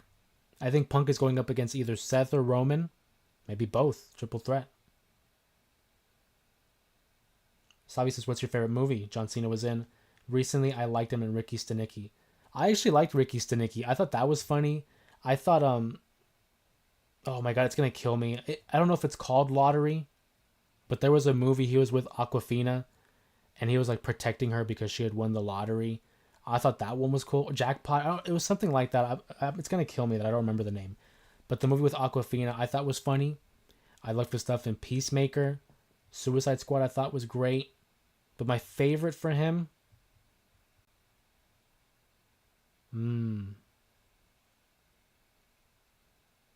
I think maybe it's like Suicide Squad or Peacemaker. Because I thought he played it real well. I like his other stuff. Ricky Stenicki, like I said, in Jackpot, I thought were good. But the Suicide Squad, in terms of his performance, I really had fun with. Good pick. Gunther match would be fire. It just makes sense, man. Because Cena has great matches, like Umaga. Cena against Umaga was fire. By the way, I think Jacob Fatu isn't out of the realm. Because at the Royal Rumble, if you remember, when Cena makes his way to the ring, the camera shot kind of focuses on Jacob Fatu there for a second. And it kind of like hinted something there. I don't know if it's at WrestleMania, but I think Jacob Fatu versus Cena is happening at some point this year. Gunther would have been a great matchup, though. I would love to see Cena versus Styles one more time. Absolutely. That would be a fire matchup. Maybe WrestleMania. Who knows? Randy Orton should come back. I hope so. I mean, he's gonna come back, but it's just a matter of when. Any Randy Orton movie that is your favorite? I don't think I've seen any Randy Orton movies. I know he was in like 12 Rounds too, but I don't think I've seen any Randy Orton movies, so I can't give you an answer. I'm sorry. Punk has to lose to get his main event with Heyman, his help, and it will be against Rock, long-term booking since 2014. It's really like you can't predict it. I don't know what that favor is going to be. It could very well be that. Who knows? He has to lose, gets his main event with Heyman's help against The Rock. What is the favor? What is the favor? I don't know. Sanford 5, I like chocolate cake. Are you eating the chocolate cake that you got? Chocolate cake sounds good. I'm not going to lie.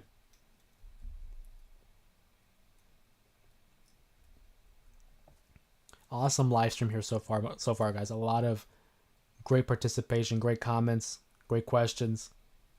Welcoming new members to the J area. We got a couple new subscribers. That's awesome. And then shout out to our new friend Dion for the super chat.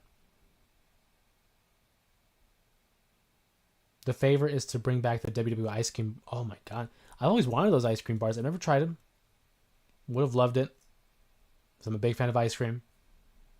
Or sexy chocolate. Easy, Muhammad. I know it's late night. Easy. That is awesome.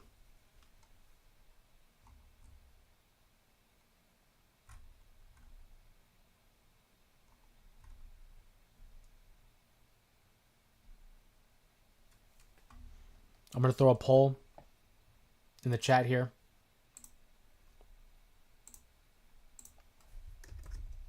See what you guys think about the potential about reacting to some videos.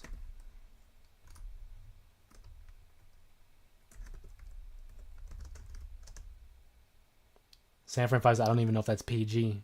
Shout out to R-Truth.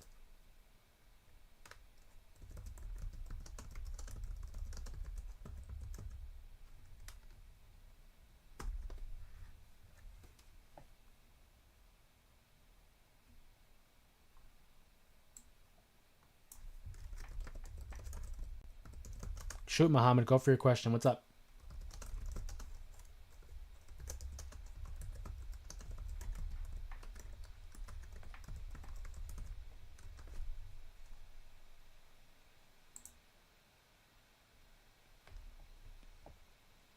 Punk was recently in a movie also called Let's Start a Cult. He's a good actor also and had ice cream bars a few years ago. They did, but I didn't get to have any. That's my point, though. I would have loved to try them. I didn't get to try them. Yeah, I did see the trailer for Let's Start a Cult. I'm thinking about watching it. I don't know if it's available on any streaming services. I would have loved to have seen it. I like Punk. I think I'm not going to say a great actor, but a decent actor. I'm a fan. I saw his movie. Oh, man. I'm going to seem like such a fake fan. It was like he had a movie where he was like in a haunted house, basically. Like he was moving into a house with his girlfriend or his wife, but he was helping renovate it, and there was like a possession type of deal. Oh, it's gonna kill me.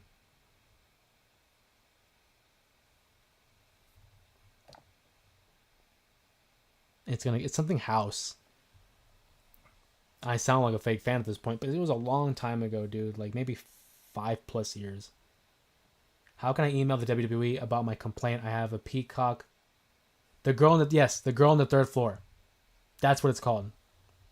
I like that one. I mean, clearly, I liked it enough to remember the name, but I did enjoy that one. How can I email WWE about my complaint? I have a peacock, and for some reason, Royal Rumble wasn't showing.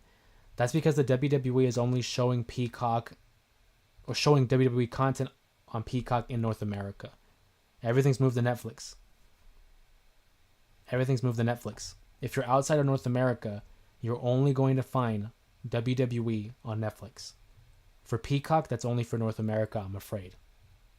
In terms of emailing them, I don't know. I mean, hey, I've seen people tweet certain companies and they get notice. I don't know. But again, The reason you're not finding it is because Peacock is North America now. Netflix is international. The Girl on the Third Floor, that's the title I couldn't think of. It was a good movie. Also, I can't remember it either, but he played a drunk in it, which is ironic, right? What an acting job for him to play a drunk.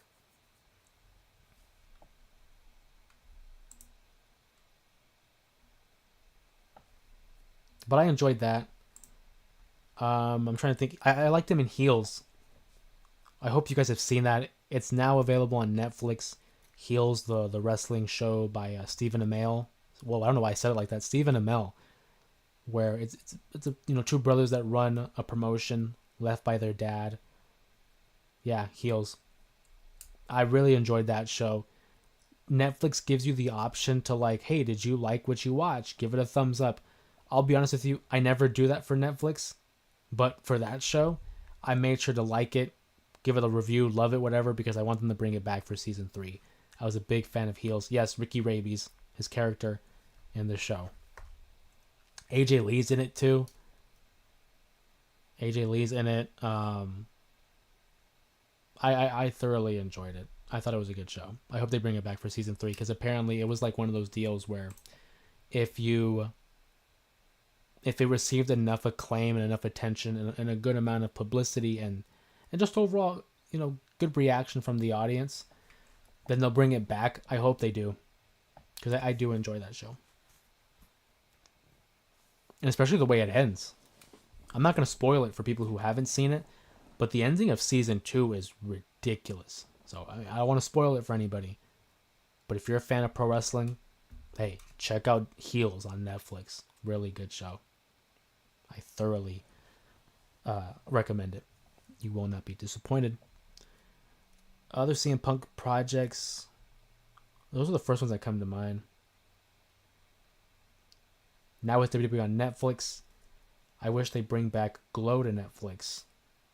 Yeah, and that's the cool thing about the WWE on Netflix is like it could potentially open up the doors for other pro wrestling content to be presented on their platform and make it more mainstream, because it's like WWE is the most mainstream it has been in like years. I know I've said it before, but because it's true. These guys are doing record numbers in terms of attendance, in terms of online engagement, just in terms of popularity. It cannot go unnoticed.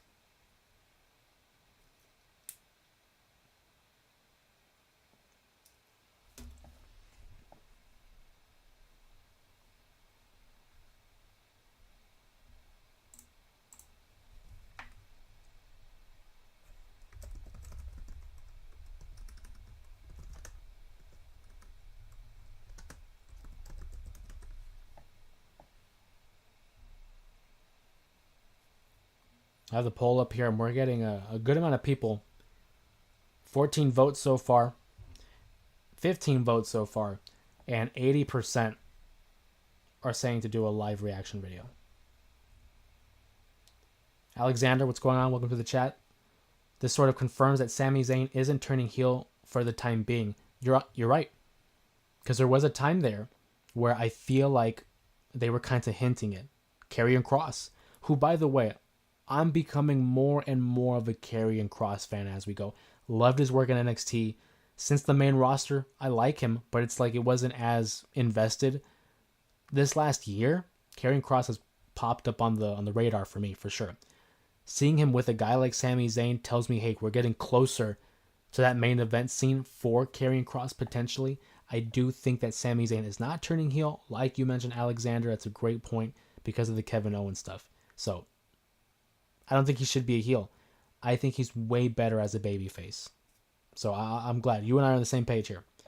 Salvi says, I mean the show Netflix show Glow that was canceled that had the female wrestler Awesome Kong on it. Yeah, no, I'm familiar. It had Allison Brie as one of the leads. And like I think John Morrison was also on the show as well. I think I might be wrong. I feel like Chavo Guerrero had worked behind the scenes helping them, portray pro wrestling in a positive light. But yeah, I think that'd be awesome too. I'm never going to turn down more pro wrestling. I'm just not. It's just a shame because it's like we don't have enough time in the day.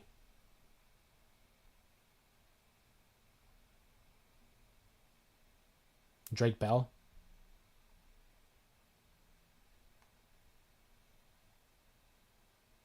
What about Drake Bell?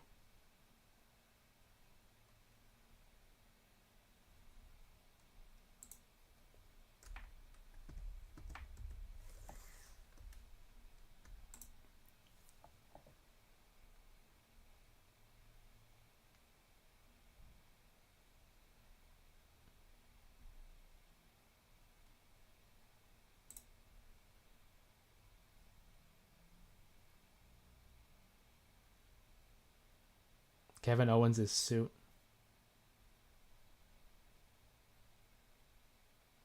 He was in a wrestling show with John Morrison. Like, he was in Glow or he was in a wrestling show? Danny Trejo. Easy. 18.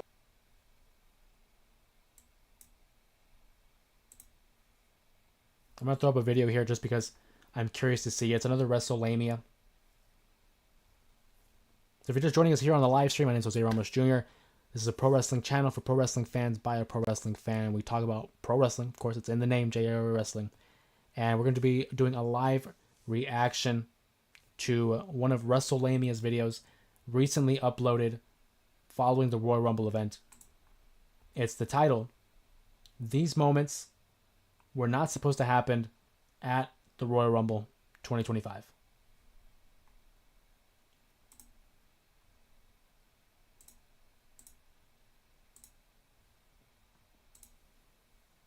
Moments that weren't supposed to happen in the 2025 Royal Rumble.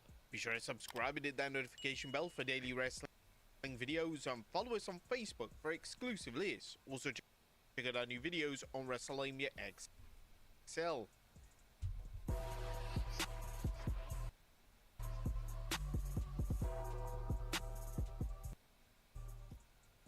Number 1, Gunther in the Rumble. Before the 2025 Royal Rumble even went on the air, a social media post left fans very confused and bewildered. WWE would post a video of Gunther arriving at the arena, and the caption would claim that Gunther was in the Rumble matchup. Oh, they made a mistake. The world champion has entered the Rumble match before. Take for instance. I wonder what you guys think about the setup here that we have for the stream. We got a nice little setup here. Again, I got to give a shout out to San Fran 5 for helping me out, hook it up. We're moving up in the world. Gab says the sound is off. Lesnar in 2020.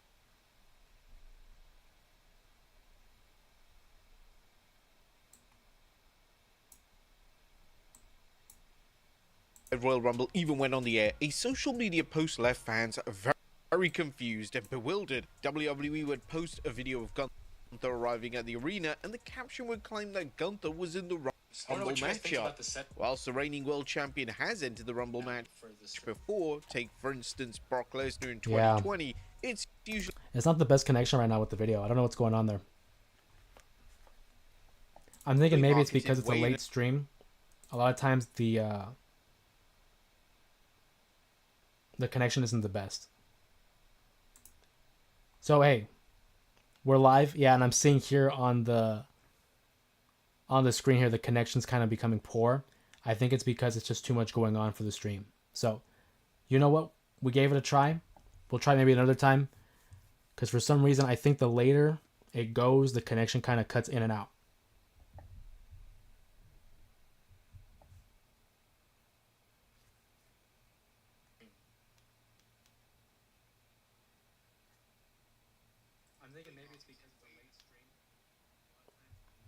See, and now we're saying it's better. Yeah, no, that's something I gotta mess with.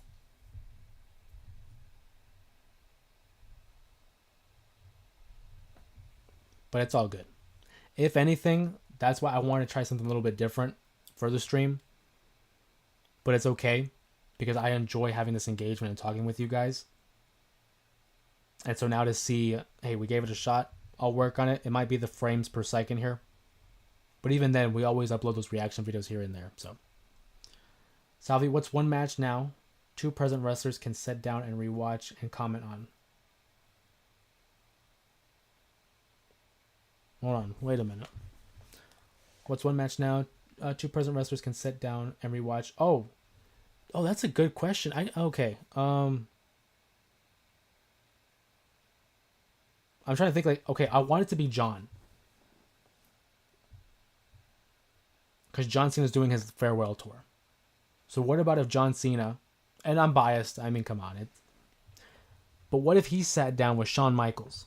I know he's not present, but he's with the company. I'd love to see them sit down and talk about the WrestleMania 23 matchup. That's my personal choice. But if you want someone who's actually active, I think it still has to be John.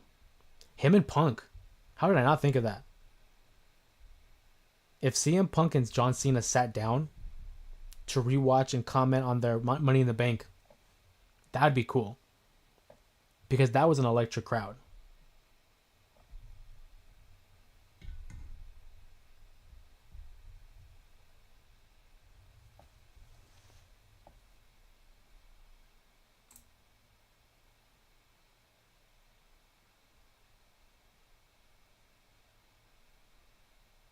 And I'm biased, I mean, come on. But what if he sat down with Shawn Michaels? I know he's not present, but he's with the company.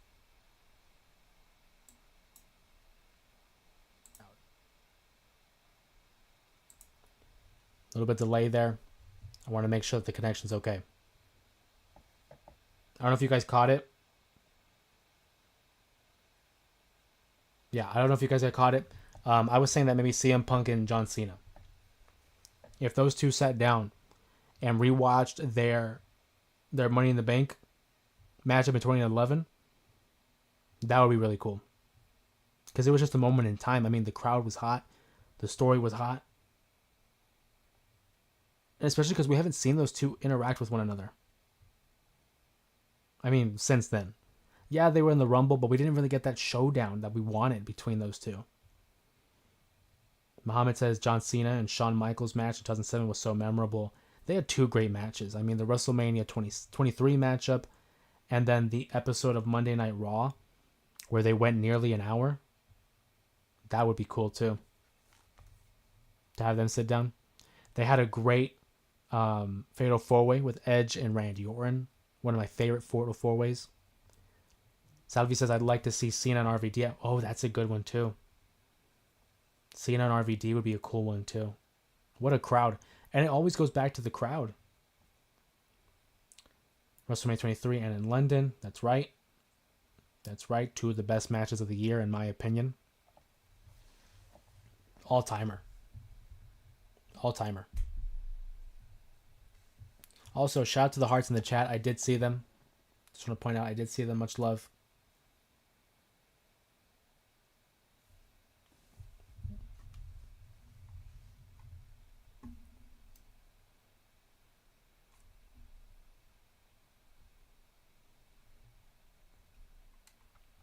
San Fran 5 keeping me updated. Warriors won 104.99. Shout out to the Dubs. Not the best year for the Warriors, but I mean, hey, I'll take a dub when we can. I'll certainly take a W when we can.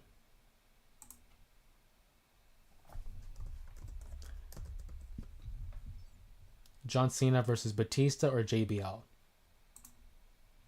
I mean, it's hard.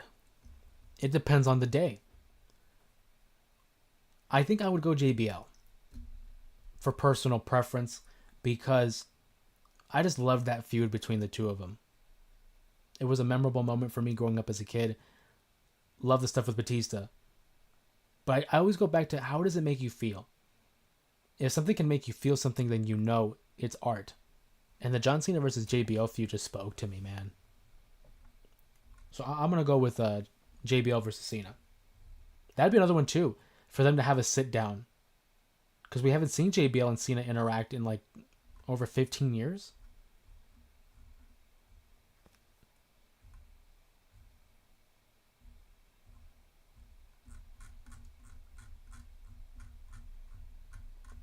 I do kind of, again, I don't know about you guys, But for me personally, I feel like it might get tiresome just seeing the same face on the screen. So that's why I kind of like adding more visual to it. So I frequently like to get on like Bleacher Report and just see what's the news going on there. So if anything you guys want to hang out, I'm just going to be checking out Bleacher Report. Again, please make sure to stay engaged in the chat. You guys are awesome at doing that. We keep getting more activity with each one that passes by. Each live stream that we're having is becoming more and more active. And I mean, with your guys' participation and your guys' engagement, hey man, that motivates me to keep coming back. So I think that'd be the move too. We can talk about wrestling news here with a little bit of a visual, especially because I'm kind of obsessed with the visual aid, the way that it's looking here on the stream. Sanford 5 says, I really like chocolate cake. Chocolate cake's the best. Eddie versus Cena, the street fight in the middle of the cars. Oh yeah, they had a little bit of a, what's it called? A parking lot brawl. That was cool too.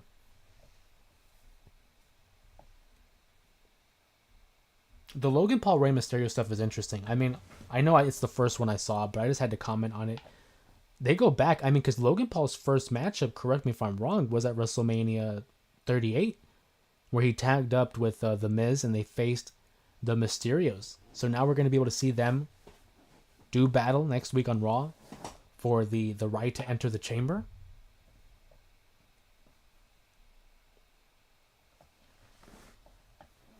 I want to see if you guys can hear it if I play this. I don't know what the opposite of ovation is, but that is what your hometown crowd, Logan Paul, gave to you upon entering this arena. How did that make you feel? Great, because their ability to not recognize greatness. Ray. Cut it out. What business do you have in my match? Cut it out. What business Cut it do you have in my You match? pushed me first. You pushed me first. You walked out You during pushed my me match, first. Logan. You sleep in the bed you make, Ray. And Cleveland, they don't recognize greatness because everyone is average. I swear to God, Kathy, I look out and I see so many people, 15,000 people, Rocket Mortgage Fieldhouse, full of average, which is why I left, which is why they don't appreciate me. They can't see it. They're too stupid for their own good. Peanut brains. I swear, I look at some of these people, there's nothing going on except that monkey with the cymbals doing this. Idiots. So yeah, I feel great. See ya. I got to give him credit. I mean, like, Logan Paul really has translated real well to wrestling in terms of his character work, in terms of his personality. I got to give it up to him. You guys are talking about chocolate cake in the chat. I'm eating a double chocolate cake with everything is all chocolate. I need some milk from Kurt Angle. Savi says, I can see Logan and Dom versus Ray and Penta. Yeah. Yeah, honestly, I can see that too. But they've already done it like how many times? Ray versus Dominic.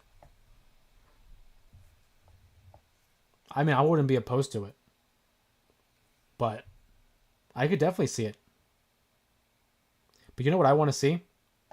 I want to see who Dominic is referring to when he sends Chad Gable to master the dark arts of Lucha Libre. Like, who exactly is he talking about? Rumors have said maybe it's Malachi Black. I'm getting messages on my phone. Sorry about that. I don't know when he's coming back. But Malachi Black, better known as Aleister Black, is definitely someone I would love to see back in the WWE. His presentation under the Triple H version of NXT, off the charts. Does he come back? I hope so. He's wrapping up with AEW. Or maybe he's already wrapped up with AEW. If he does make a return, it's either going to be with Chad Gable or it's going to be after WrestleMania, I think.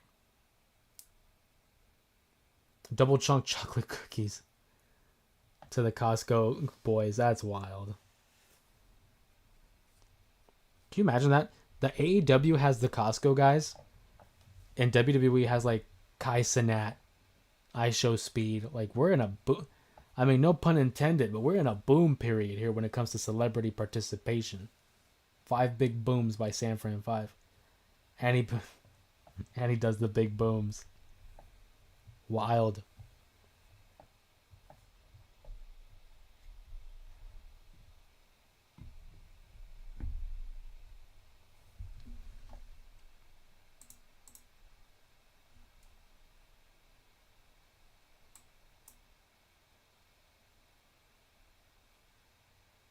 I'm going to see the connection there. Let me know in the chat if the connection's okay. Give a thumbs up in the chat if it's okay, because I'm just trying to see something. Muhammad says, man, I wish Eddie Guerrero was still alive. Man, not just for the feud, but just in general. Just in general, what he could have been providing for the wrestling community. Eddie versus Shawn would have been match of the century. It's a shame that we didn't get to see it. Selfishly, I wanted to see that match so bad because those two were very influential in my fandom of pro wrestling.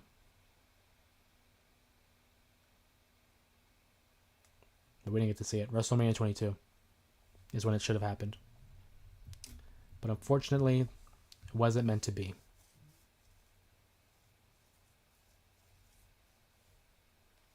Okay, I got word from San Fran 5, our correspondent here. He said the stream's good. I keep worrying about the connection. I keep looking at it. It's been going poor to good, but we look like we're good again.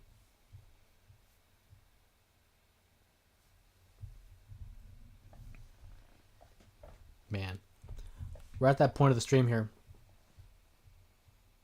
Gabs gives a thumbs up. Appreciate it. Sanford with the cookie. Man, the cookies sound good right now too. I'm not gonna lie. But I gotta cut the sweets. It's a nasty habit, but I love it. I wish Punk and Eddie could have sat down and rewatched their indie matches. Yeah, I remember when I was first getting into the internet and finding out that there was a matchup between Eddie, Ray Unmasked, and CM Punk on the indies. Wow. And to hear the stories that Punk has about Eddie and how influential he was to him. My top 3 favorite wrestlers of all time. In order, our Shawn Michaels, CM Punk, Eddie Guerrero. Those are my top 3 of all time. And I don't know if this is true, but I read somewhere when they started Ring of Honor, it was around that time that Eddie was on the indies. And the rumor is he was going to be the inaugural Ring of Honor champion. But of course he would re-sign with the WWE, so that prevented that from happening. I feel like the guy behind the computer helping the main character while eating a chocolate. That cliche, the man in the chair. Muhammad says, Viva la raza. Damn right. Viva la raza. Rest in peace to Eddie, man. To the point where I have, as like the banner of my Twitter account, it's Eddie and Ray. Number one, just because of the representation. Big heroes in the Latin community. But also because growing up, those two really molded my fandom of wrestling. One of my favorite matches of all time is that of Halloween Havoc 97. Eddie versus Ray, mask versus title. It's a perfect matchup between two close friends. Ring psychology, athleticism, an all-timer that ages gracefully, especially in today's pro wrestling. You could see a lot of inspiration coming back to that matchup. Shout out to Latino Heat. Yeah, I feel like Anthony Anderson and Transformers hacking in the computer let me work my magic. Shout out to Transformers. That first movie is awesome. And after that, they become okay. But the first Transformers was something else. I love that movie. Great memories watching that movie with the family. So just a little bit of I always try to do this on the live streams. A little bit of housekeeping. a little bit of catch up. If you haven't seen the episode of the J Wrestling Podcast, please do so. I give a little bit more in-depth detail about my thoughts on the Royal Rumble. Of course, we have the live stream today. If you haven't voted, make sure you drop your vote for the poll on Thursday's live stream. The poll is already up. Your 4 options are the killing of Bruiser Brody. There's also the match made in heaven between Savage and Miss Elizabeth. I have Brian Pillman as well as another option. Those are just 3 of the options here on the poll for what can be discussed on Thursday's live stream. There's already one that is like really ahead. Not going to say who, but I kind of have an idea where we're leaning for Thursday's live stream. I'm looking forward to it. All 4 of the topics I was very interested in, and I wanted to see what you guys were interested in. But there's a runaway favorite so far, so make sure you throw in your votes before we get there, because by Thursday morning, it's locked in. So we have our episode on Thursday, the Dark Side live stream, essentially. We're going to be having some videos throughout the week. And of course, our live stream. I don't know about Sunday. Usually I go live on Sundays. It's Super Bowl Sunday. So we'll see. I would love to go live. All signs are pointing towards it. But you guys already know. Make sure you keep up to date with the community tab. Imagine if magic came into reality. Imagine that. Shia LaBeouf and Megan Fox. Yes, they were in Transformers. The magic did come to reality. It's the chocolate cake. Good Lord, buddy. Loves the chocolate cake. You didn't bring me any, dude. Foul. They sometimes... Oh, man, hold on. I think I got to sneeze. I guess not. They sometimes mention Amazing Red when Zelina Vega wrestles. Do you think he will have one last match? I don't think he has a match. But I wouldn't be surprised if he made an appearance.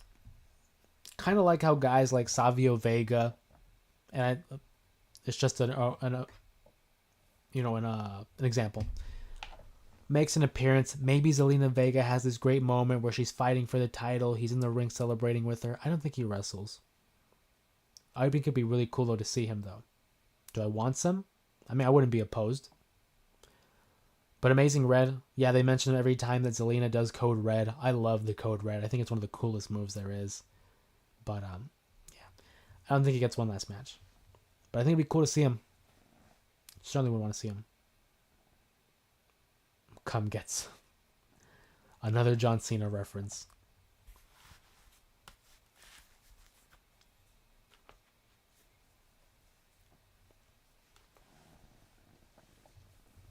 So we've been doing a lot of live streams regarding like Dark Side and having that poll.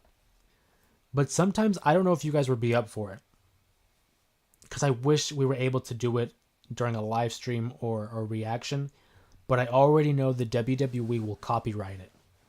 The WWE is very particular about people reutilizing their videos on YouTube, especially for monetization. So I already know for a fact I can't do it as a reaction. I would love to. But here's an idea. And I'll throw it like in the community tab. But I was doing some digging, and this was a suggestion made by one of our members, Tyler. Sanfran 5 also is another one I would contribute this idea to. But Discord. Discord is an opportunity to connect on an even deeper level, like a voice call. And I saw on Discord that you're able to share a screen from YouTube.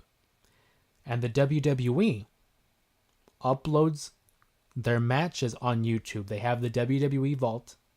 They have the NXT channel where they upload these matches.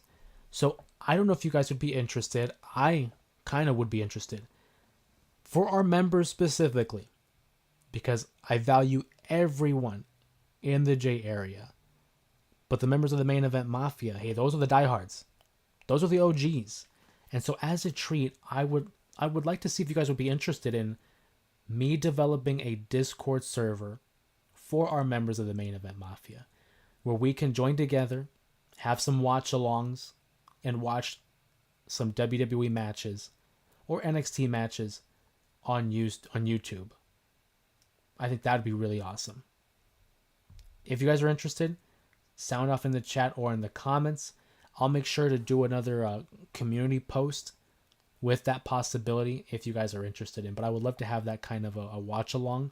Or it is on YouTube, so it's almost like assigning homework where it's like, hey, watch this match and we'll come back and talk about it. But I kind of want to see it live with you guys and watch it with you. And it's almost like a history lesson where we all get to watch a match together. I don't know. Just throwing that out there. What is the coolest finisher from a certain wrestler? I think the RKO is one of the best finishers of all time. Randy Orton's RKO is awesome. In terms of other coolest finishers,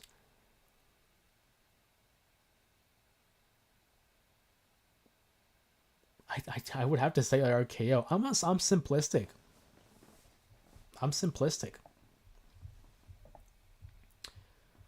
They used Amazing Red in AEW for, yeah, they did for, I remember that AEW Private Party. They showed Amazing Red. I think it'd be cool to see him in WWE, especially because of his cousin, Zelina Vega. But I do think it's because it would be for a championship victory. Kenny Omega's Winged Eagle, Batista's Spear, both are great. Kenny Omega's a good shout for the Winged Eagle. I think the Os Cutter, don't know where my accent came through. I like the Os Cutter, which is basically just a cutter, but it's just the way he does it is cool. The hidden blade, it's pretty cool. Braun Breaker's Spear is underrated. It's one of the best spears, I think. Cody's finisher's good. The Crossroads, I enjoy that. I think that's a great finisher too. There's just so much diversity when it comes to the finishers. The 619, again, I'm simplistic, I'm basic. The 619 I think is super cool. I think that's another one. You know which one I thought was cool? Because of the way it looked. AJ Lee's Black Widow. I like that one. AJ Lee's Black Widow I think is a great finisher. In terms of like how it works, don't know if it's as severe, but it looks great. The way she's able to intertwine around her opponent, place them in a submission. I was a fan of that. Motor City Machine Guns. I like Motor City Machine Guns. Their finish is cool. Kind of like a neck breaker into a splash. The Skull and Bones. I like it. Arn Anderson Spinebuster. Whoa. WrestleMania 18, one of the best spinebusters I've seen. For certain. Smooth. Super crisp. Arn Anderson, one of the best. 1/2 of the Brainbusters. 1/4 of the Four Horsemen. Arn Anderson. The Enforcer. Arn Anderson. And father of Brock Anderson as well.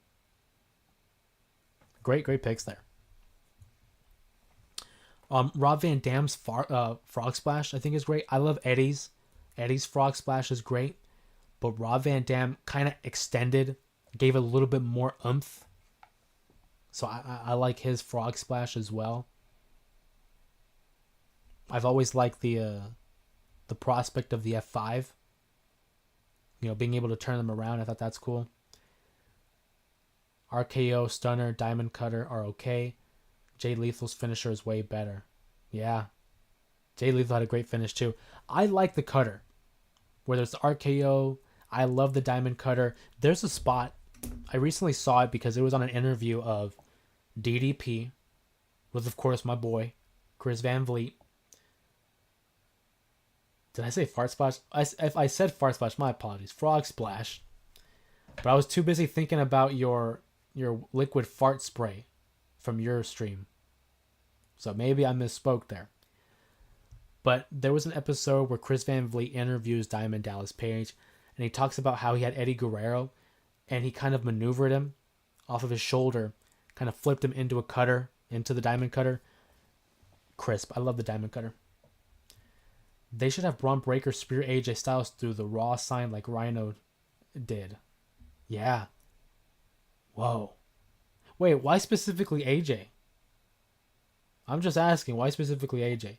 But I do like the idea of Braun Breaker spearing someone. I feel like he did that in NXT. Did he not? Like near the announce table, that little corner off to the side? But that would be pretty cool. to see him spear someone like how Rhino did.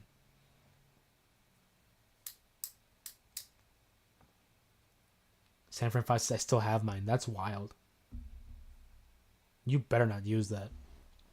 Or at least not around me.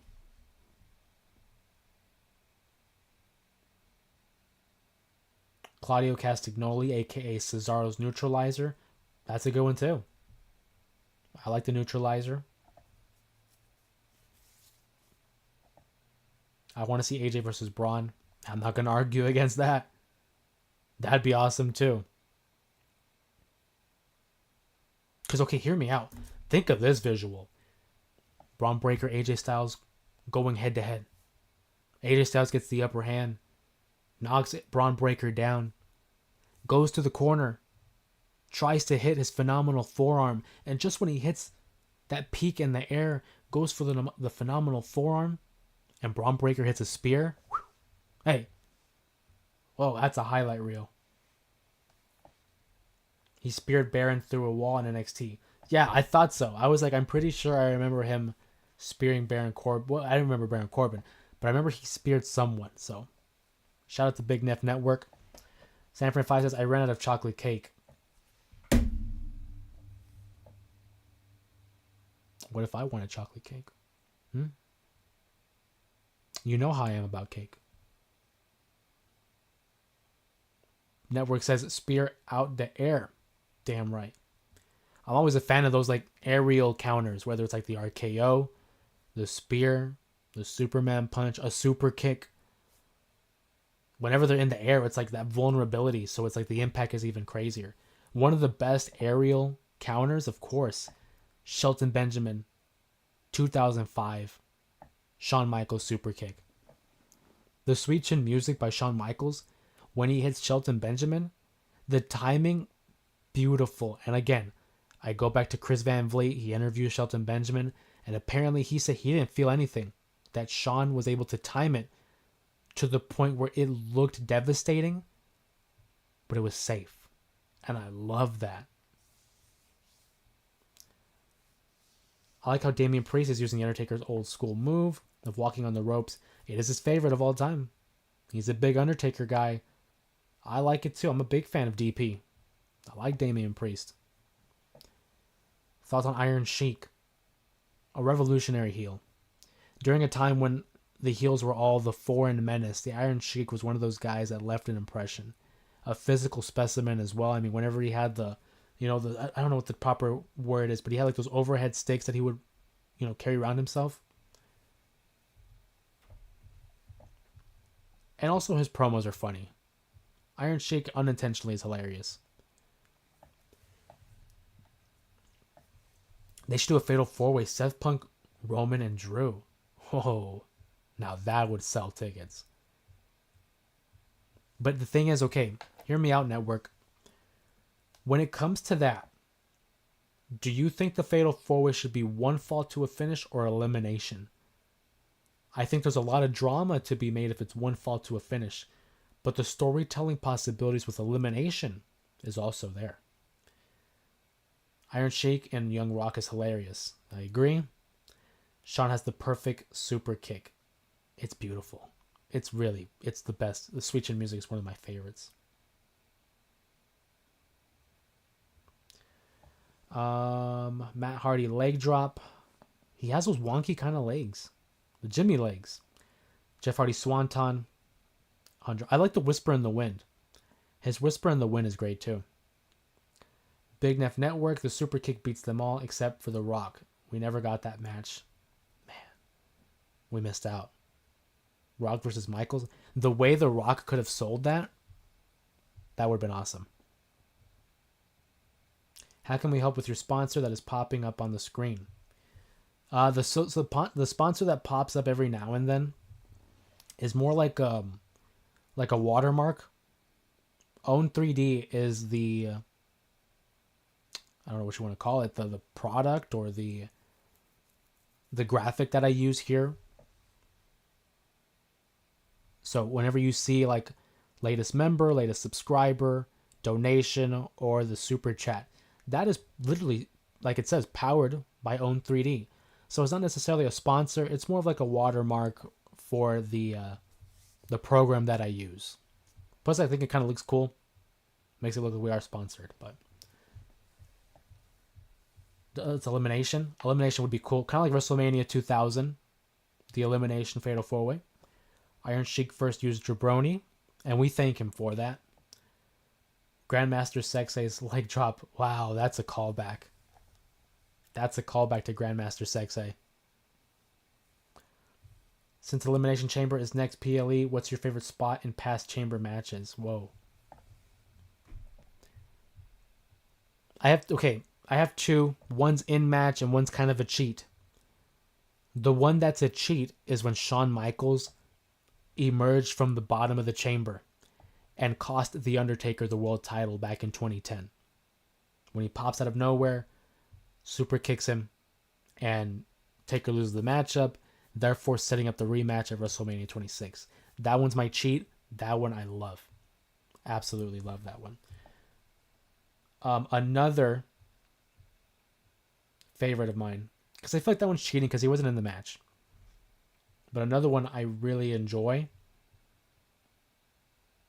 there's a spot where I saw Big Neff Network's comment, RVD 5-star on Triple H. That's a great one.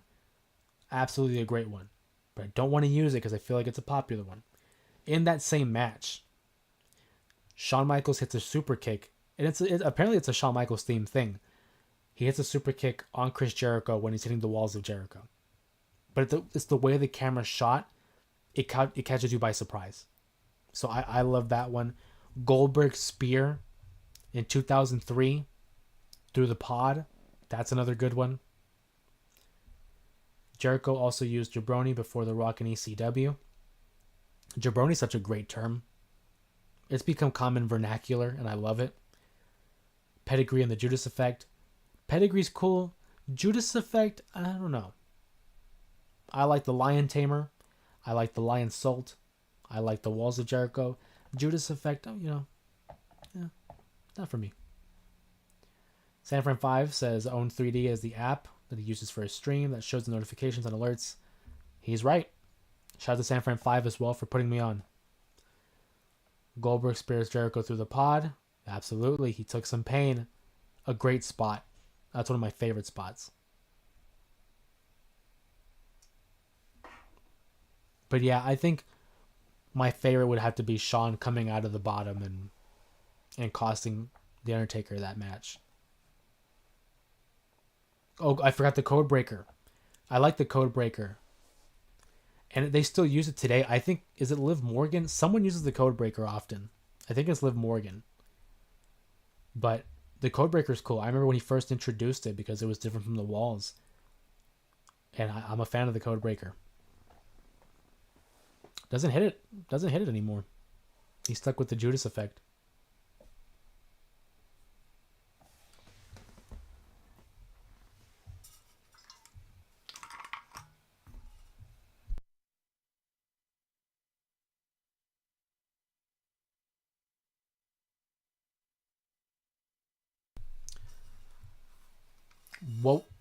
What about Dean Malenko, the 1,000 holds? Dean Malenko, known to be the man of 1,000 holds, the Iceman. I loved his feud with Chris Jericho in WCW, where Jericho was like, well, if you're the man of 1,000 holds, I'm the man of 1,004 holds. And he proceeds to bring out the big scroll, the big list of all the submission holds that he knows. And it's like every other name was like arm bar, arm drag. And it's like, it's one of the funniest segments that I've seen. I love the 1,004 holds segment by Jericho. Texas Cloverleaf is a good one. Shawn got Taker good. He did. Taker's face when he lost was so crazy. Great selling. Two of the all-time greatest. The Texas Cloverleaf. The Claymore is a good one. Yeah, the Claymore is a good one. And plus the build-up where he involves the crowd with the countdown. Test big boot. Hey, shout out to Test. Underrated, I thought. The DDT, a classic. That's not what it is anymore because everyone does it. But like Jake Roberts' DDT. The Power Slam. These are just like those type of moves that have become so overused, but they are effective. They are staples of professional wrestling. The power slam, the DDT, basically naming the repertoire of Randy Orton, who uses both maneuvers. Randy Orton really does have a great move set. And he's just so crisp in the way he delivers it.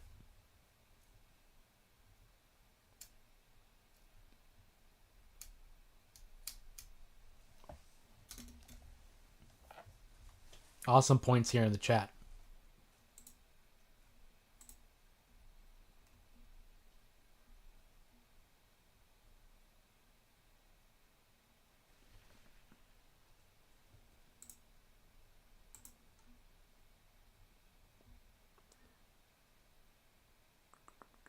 Big Neff Network says the Bulldogs running Power Slam was always perfect. Bulldog's another guy. Doesn't get enough love. Davey Boy, the first ever European champion. Kalisto had a crazy moment in the Elimination Chamber, low key. Yeah. But when I think of Kalisto, I think of the Solito del Sol that he hits in the ladder match that involved like the New Day. He has this crazy Solito del Sol at the top of a ladder, and they land on a ladder that was like perched from the one end of the ladder to the ropes. The backbreaker, it's classic.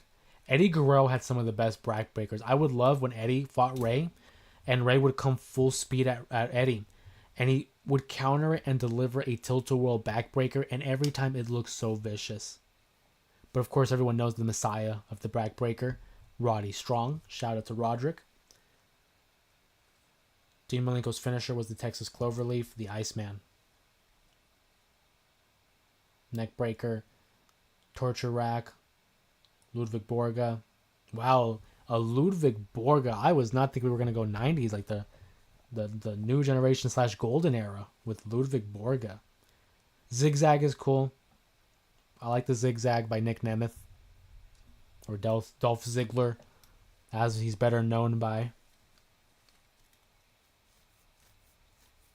Great shout out there. A lot of wow. Taking me back on memory lane here on some of these finishes. I mean, again, it might be a common one, but I've always liked the shooting star. The shooting star press was always cool.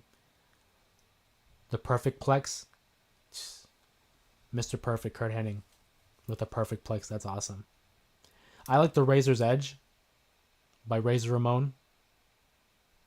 Evan Bourne's shooting star. Evan Bourne's was clean.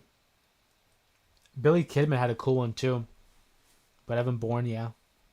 He got some serious air. Who did I mention? I mentioned Scott Hall. I do this wrestling talk, yo. Damn right. He backs it up, man. Big Neff Network coming up with the heat. Coming with the heat. Love it. It's awesome. That, again, like I spoke about it earlier in the stream. I don't know if you were with us at that point, Network. But obviously the channel itself has my name on it. But these live streams are a great opportunity to like share information. There's certain things that, hey, maybe I don't remember. Or maybe stuff I don't know. So when you guys are bringing out this heat, it's awesome. I love this conversation that we're having. $1 Million Dream. You have $1 Million Dream. Shout out Evan Bourne. Just because Bret Hart is my favorite, the Russian leg sweep, a great move, and Ludwig will be on the dark side. That's right. Yeah, you're right. Because I saw a listing of it. I vaguely remember it, but I did see the listing. GTS is a good one as well. Bret Hart, shout out to Bret Hart as well, because the way he would sell moves, it looked like it was like, I don't know, he was very methodical and technical when it came to the maneuvers that he used. Bret Hart, one of the all-time greats. German suplex, awesome. I like the belly to belly is an impressive one as well. Shout out Yoshitatsu. Wow. That is a crazy callback. Billy Kidman missed on WCW Saturday Night, almost died. Yeah, do you remember when Billy Kidman had hit the shooting star, but he landed wrong, and I think it was on Chavo? It was on Chavo, I believe, where he like landed wrong on the shooting star, And they made it this storyline in '04 that like it was like a devastating move that he was like he wanted to avoid, but then he turned heel and he used it as a maneuver. Bonsai drop. Shout out to Yokozuna. Kevin says, what's your analysis on Bobby Lashley's WWE career? I feel like there was a lot left on the table. His last, bit of work with the WWE Championship, I enjoyed. I loved the Hurt Business, him alongside Cedric, Shelton, and MVP. I thought that was the peak of his career. But I still feel like there was a lot to be, lot was left over. His initial run from '05 to '07 didn't really do as much with him. He was still very young. Went to TNA, had some, improvements, had some experience. But his run the second time, the peak was the WWE Championship. And then towards the end with the Street Profits, I just feel like there was a lot more they could have done with him. Scorpion Deathlock. The artificial art sharpshooter. Yeah. Sting, one of my favorite WCW stars.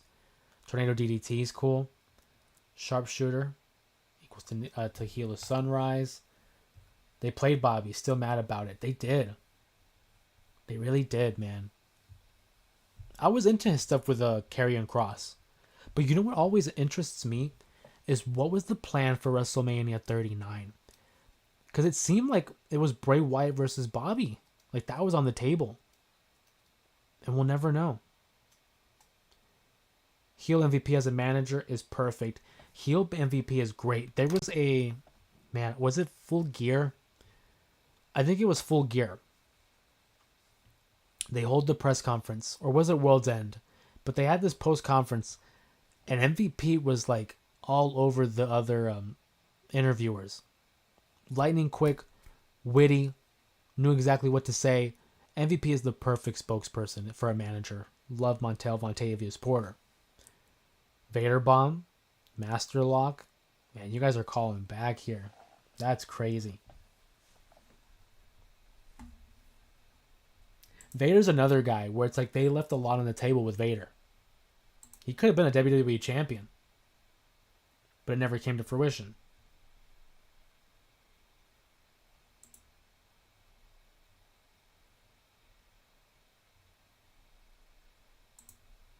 The Master Lock is crazy. Bobby Lashley, the first to break the Master Lock, and he even adopted it as the Hurt Lock.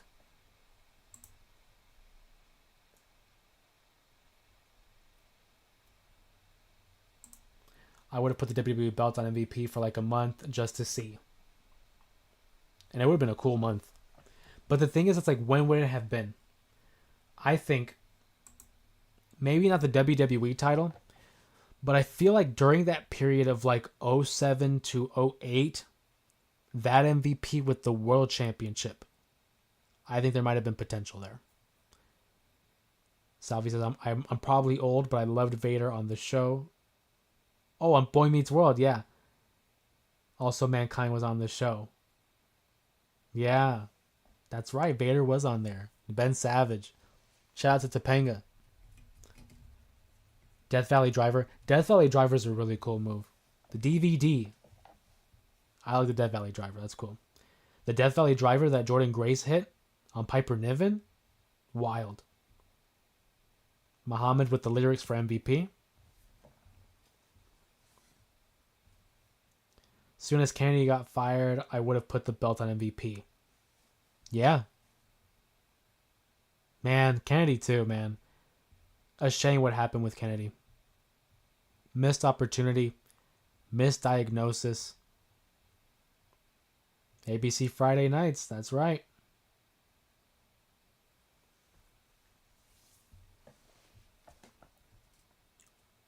Yeah, I only caught the Boy Meets World reruns. Or like the stuff that they have like on, like Disney Channel, not Disney Channel, Disney Plus and stuff like that. But yeah, I'm into Boy Meets World. Feeny.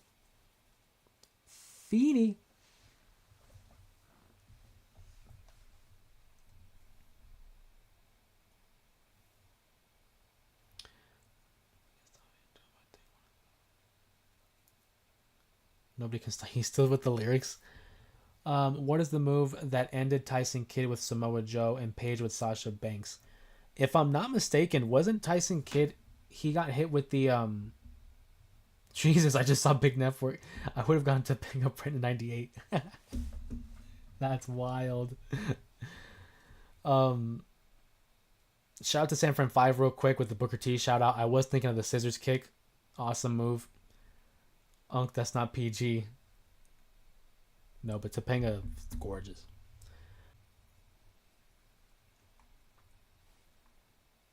Booker T's flip leg drop.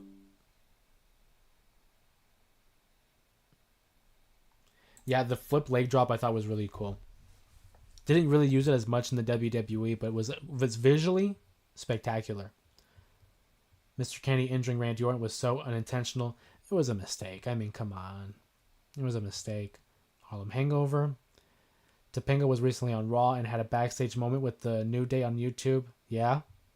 No, and it was crazy because they had acknowledged Topanga and they didn't acknowledge Will, who played Ben Savage's brother on the show. They didn't even acknowledge him. And I'm like, damn, that sucks. Shout out to also Terry McGinnis. He played Batman Beyond. The Canadian Destroyer. I like the Canadian Destroyer. Or the Mexican Destroyer. Big Neff Network is correct. Petey Williams had the best one. The scissors kick by Booker T is a great... Yeah. Batman Beyond was so lit. It was. What a cool look. I would love them to do a movie. Or maybe like... Because San Fran 5 and I have discussed it. But if they did it like as the Spider-Verse movies... If it's animated, but it's stylistic like that, Batman Beyond was lit. Him having heat with John Cena doesn't make no sense. It was always about safety because he got Cena hurt too, technically. When Cena went out with the pec injury, it was against Mr. Kennedy. So he just had bad luck and had heat with the main guys. We need that Batman Beyond. Facts. 100%. Cena aged fast as hell. We were just talking about that, watching the Rumble. Like, his body looks weird. I don't want to say it looks weird. I'm not body shaming him. But it's like, it kind of looks off. Like, I don't know. And then, like, his hair. I'm not one to talk. You know, I lost my hair. So I started shaving it. Once I saw it was going thinning, shave it off. But that bald spot in the back of John's head is becoming glaringly more apparent. And I love Lashley. I mean, I love Cena. But I mean, damn. I like Batman and chocolate cake, a lethal combination. Look at Lashley, that's why I said it earlier. Compared to Cena, Lashley doesn't age. He looks the same as he did in 2005. Shelton too. Shelton's in great shape. He's in great shape.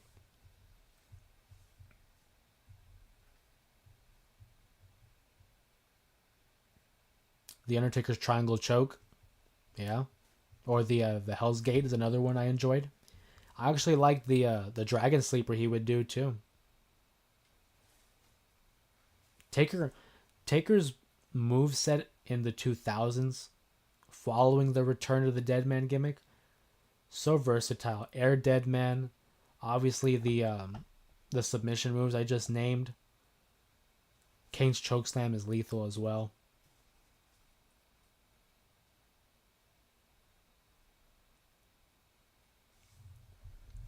Awesome takes here.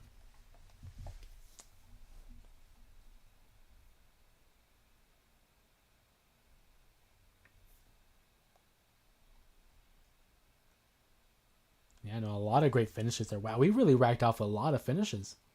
And there's so many more. I mean, Paul Orndorff spike pile driver. No wonder the move got banned. This spike pile driver was crazy. I've always wondered too, like imagine Rob Van Dam. Because Rob Van Dam, the way he would sell pile drivers or DDTs, like he would like bounce off the ground. RVD was crazy when he was selling those moves. But Paul Orndorff, another shout out. Jerry Lynn. If you guys haven't seen Jerry Lynn's matchups in the early TNA or ECW days, Jerry Lynn. Jack Swagger's finisher. The Swagger Bomb. It was like the gut wrench powerbomb, I think. I can't believe he won the world championship. Kid Cash in ECW, dude, when he would like just sprint and like jump out of the ring, that dive. Tajiri. Sanford 5 is reminding me of sexual chocolate in China. I'm happy they're using the Kid Rock. Oh yeah, the Kid Rock theme. I had the opportunity to meet Kid Rock at work, and he was great. Oh, that's cool. It's always nice to know when celebrities are cool. So, that's awesome. But yeah, I do like that they use Kid Rock's song for The Undertaker. I think that's cool. The bro kick. Shout out to Sheamus.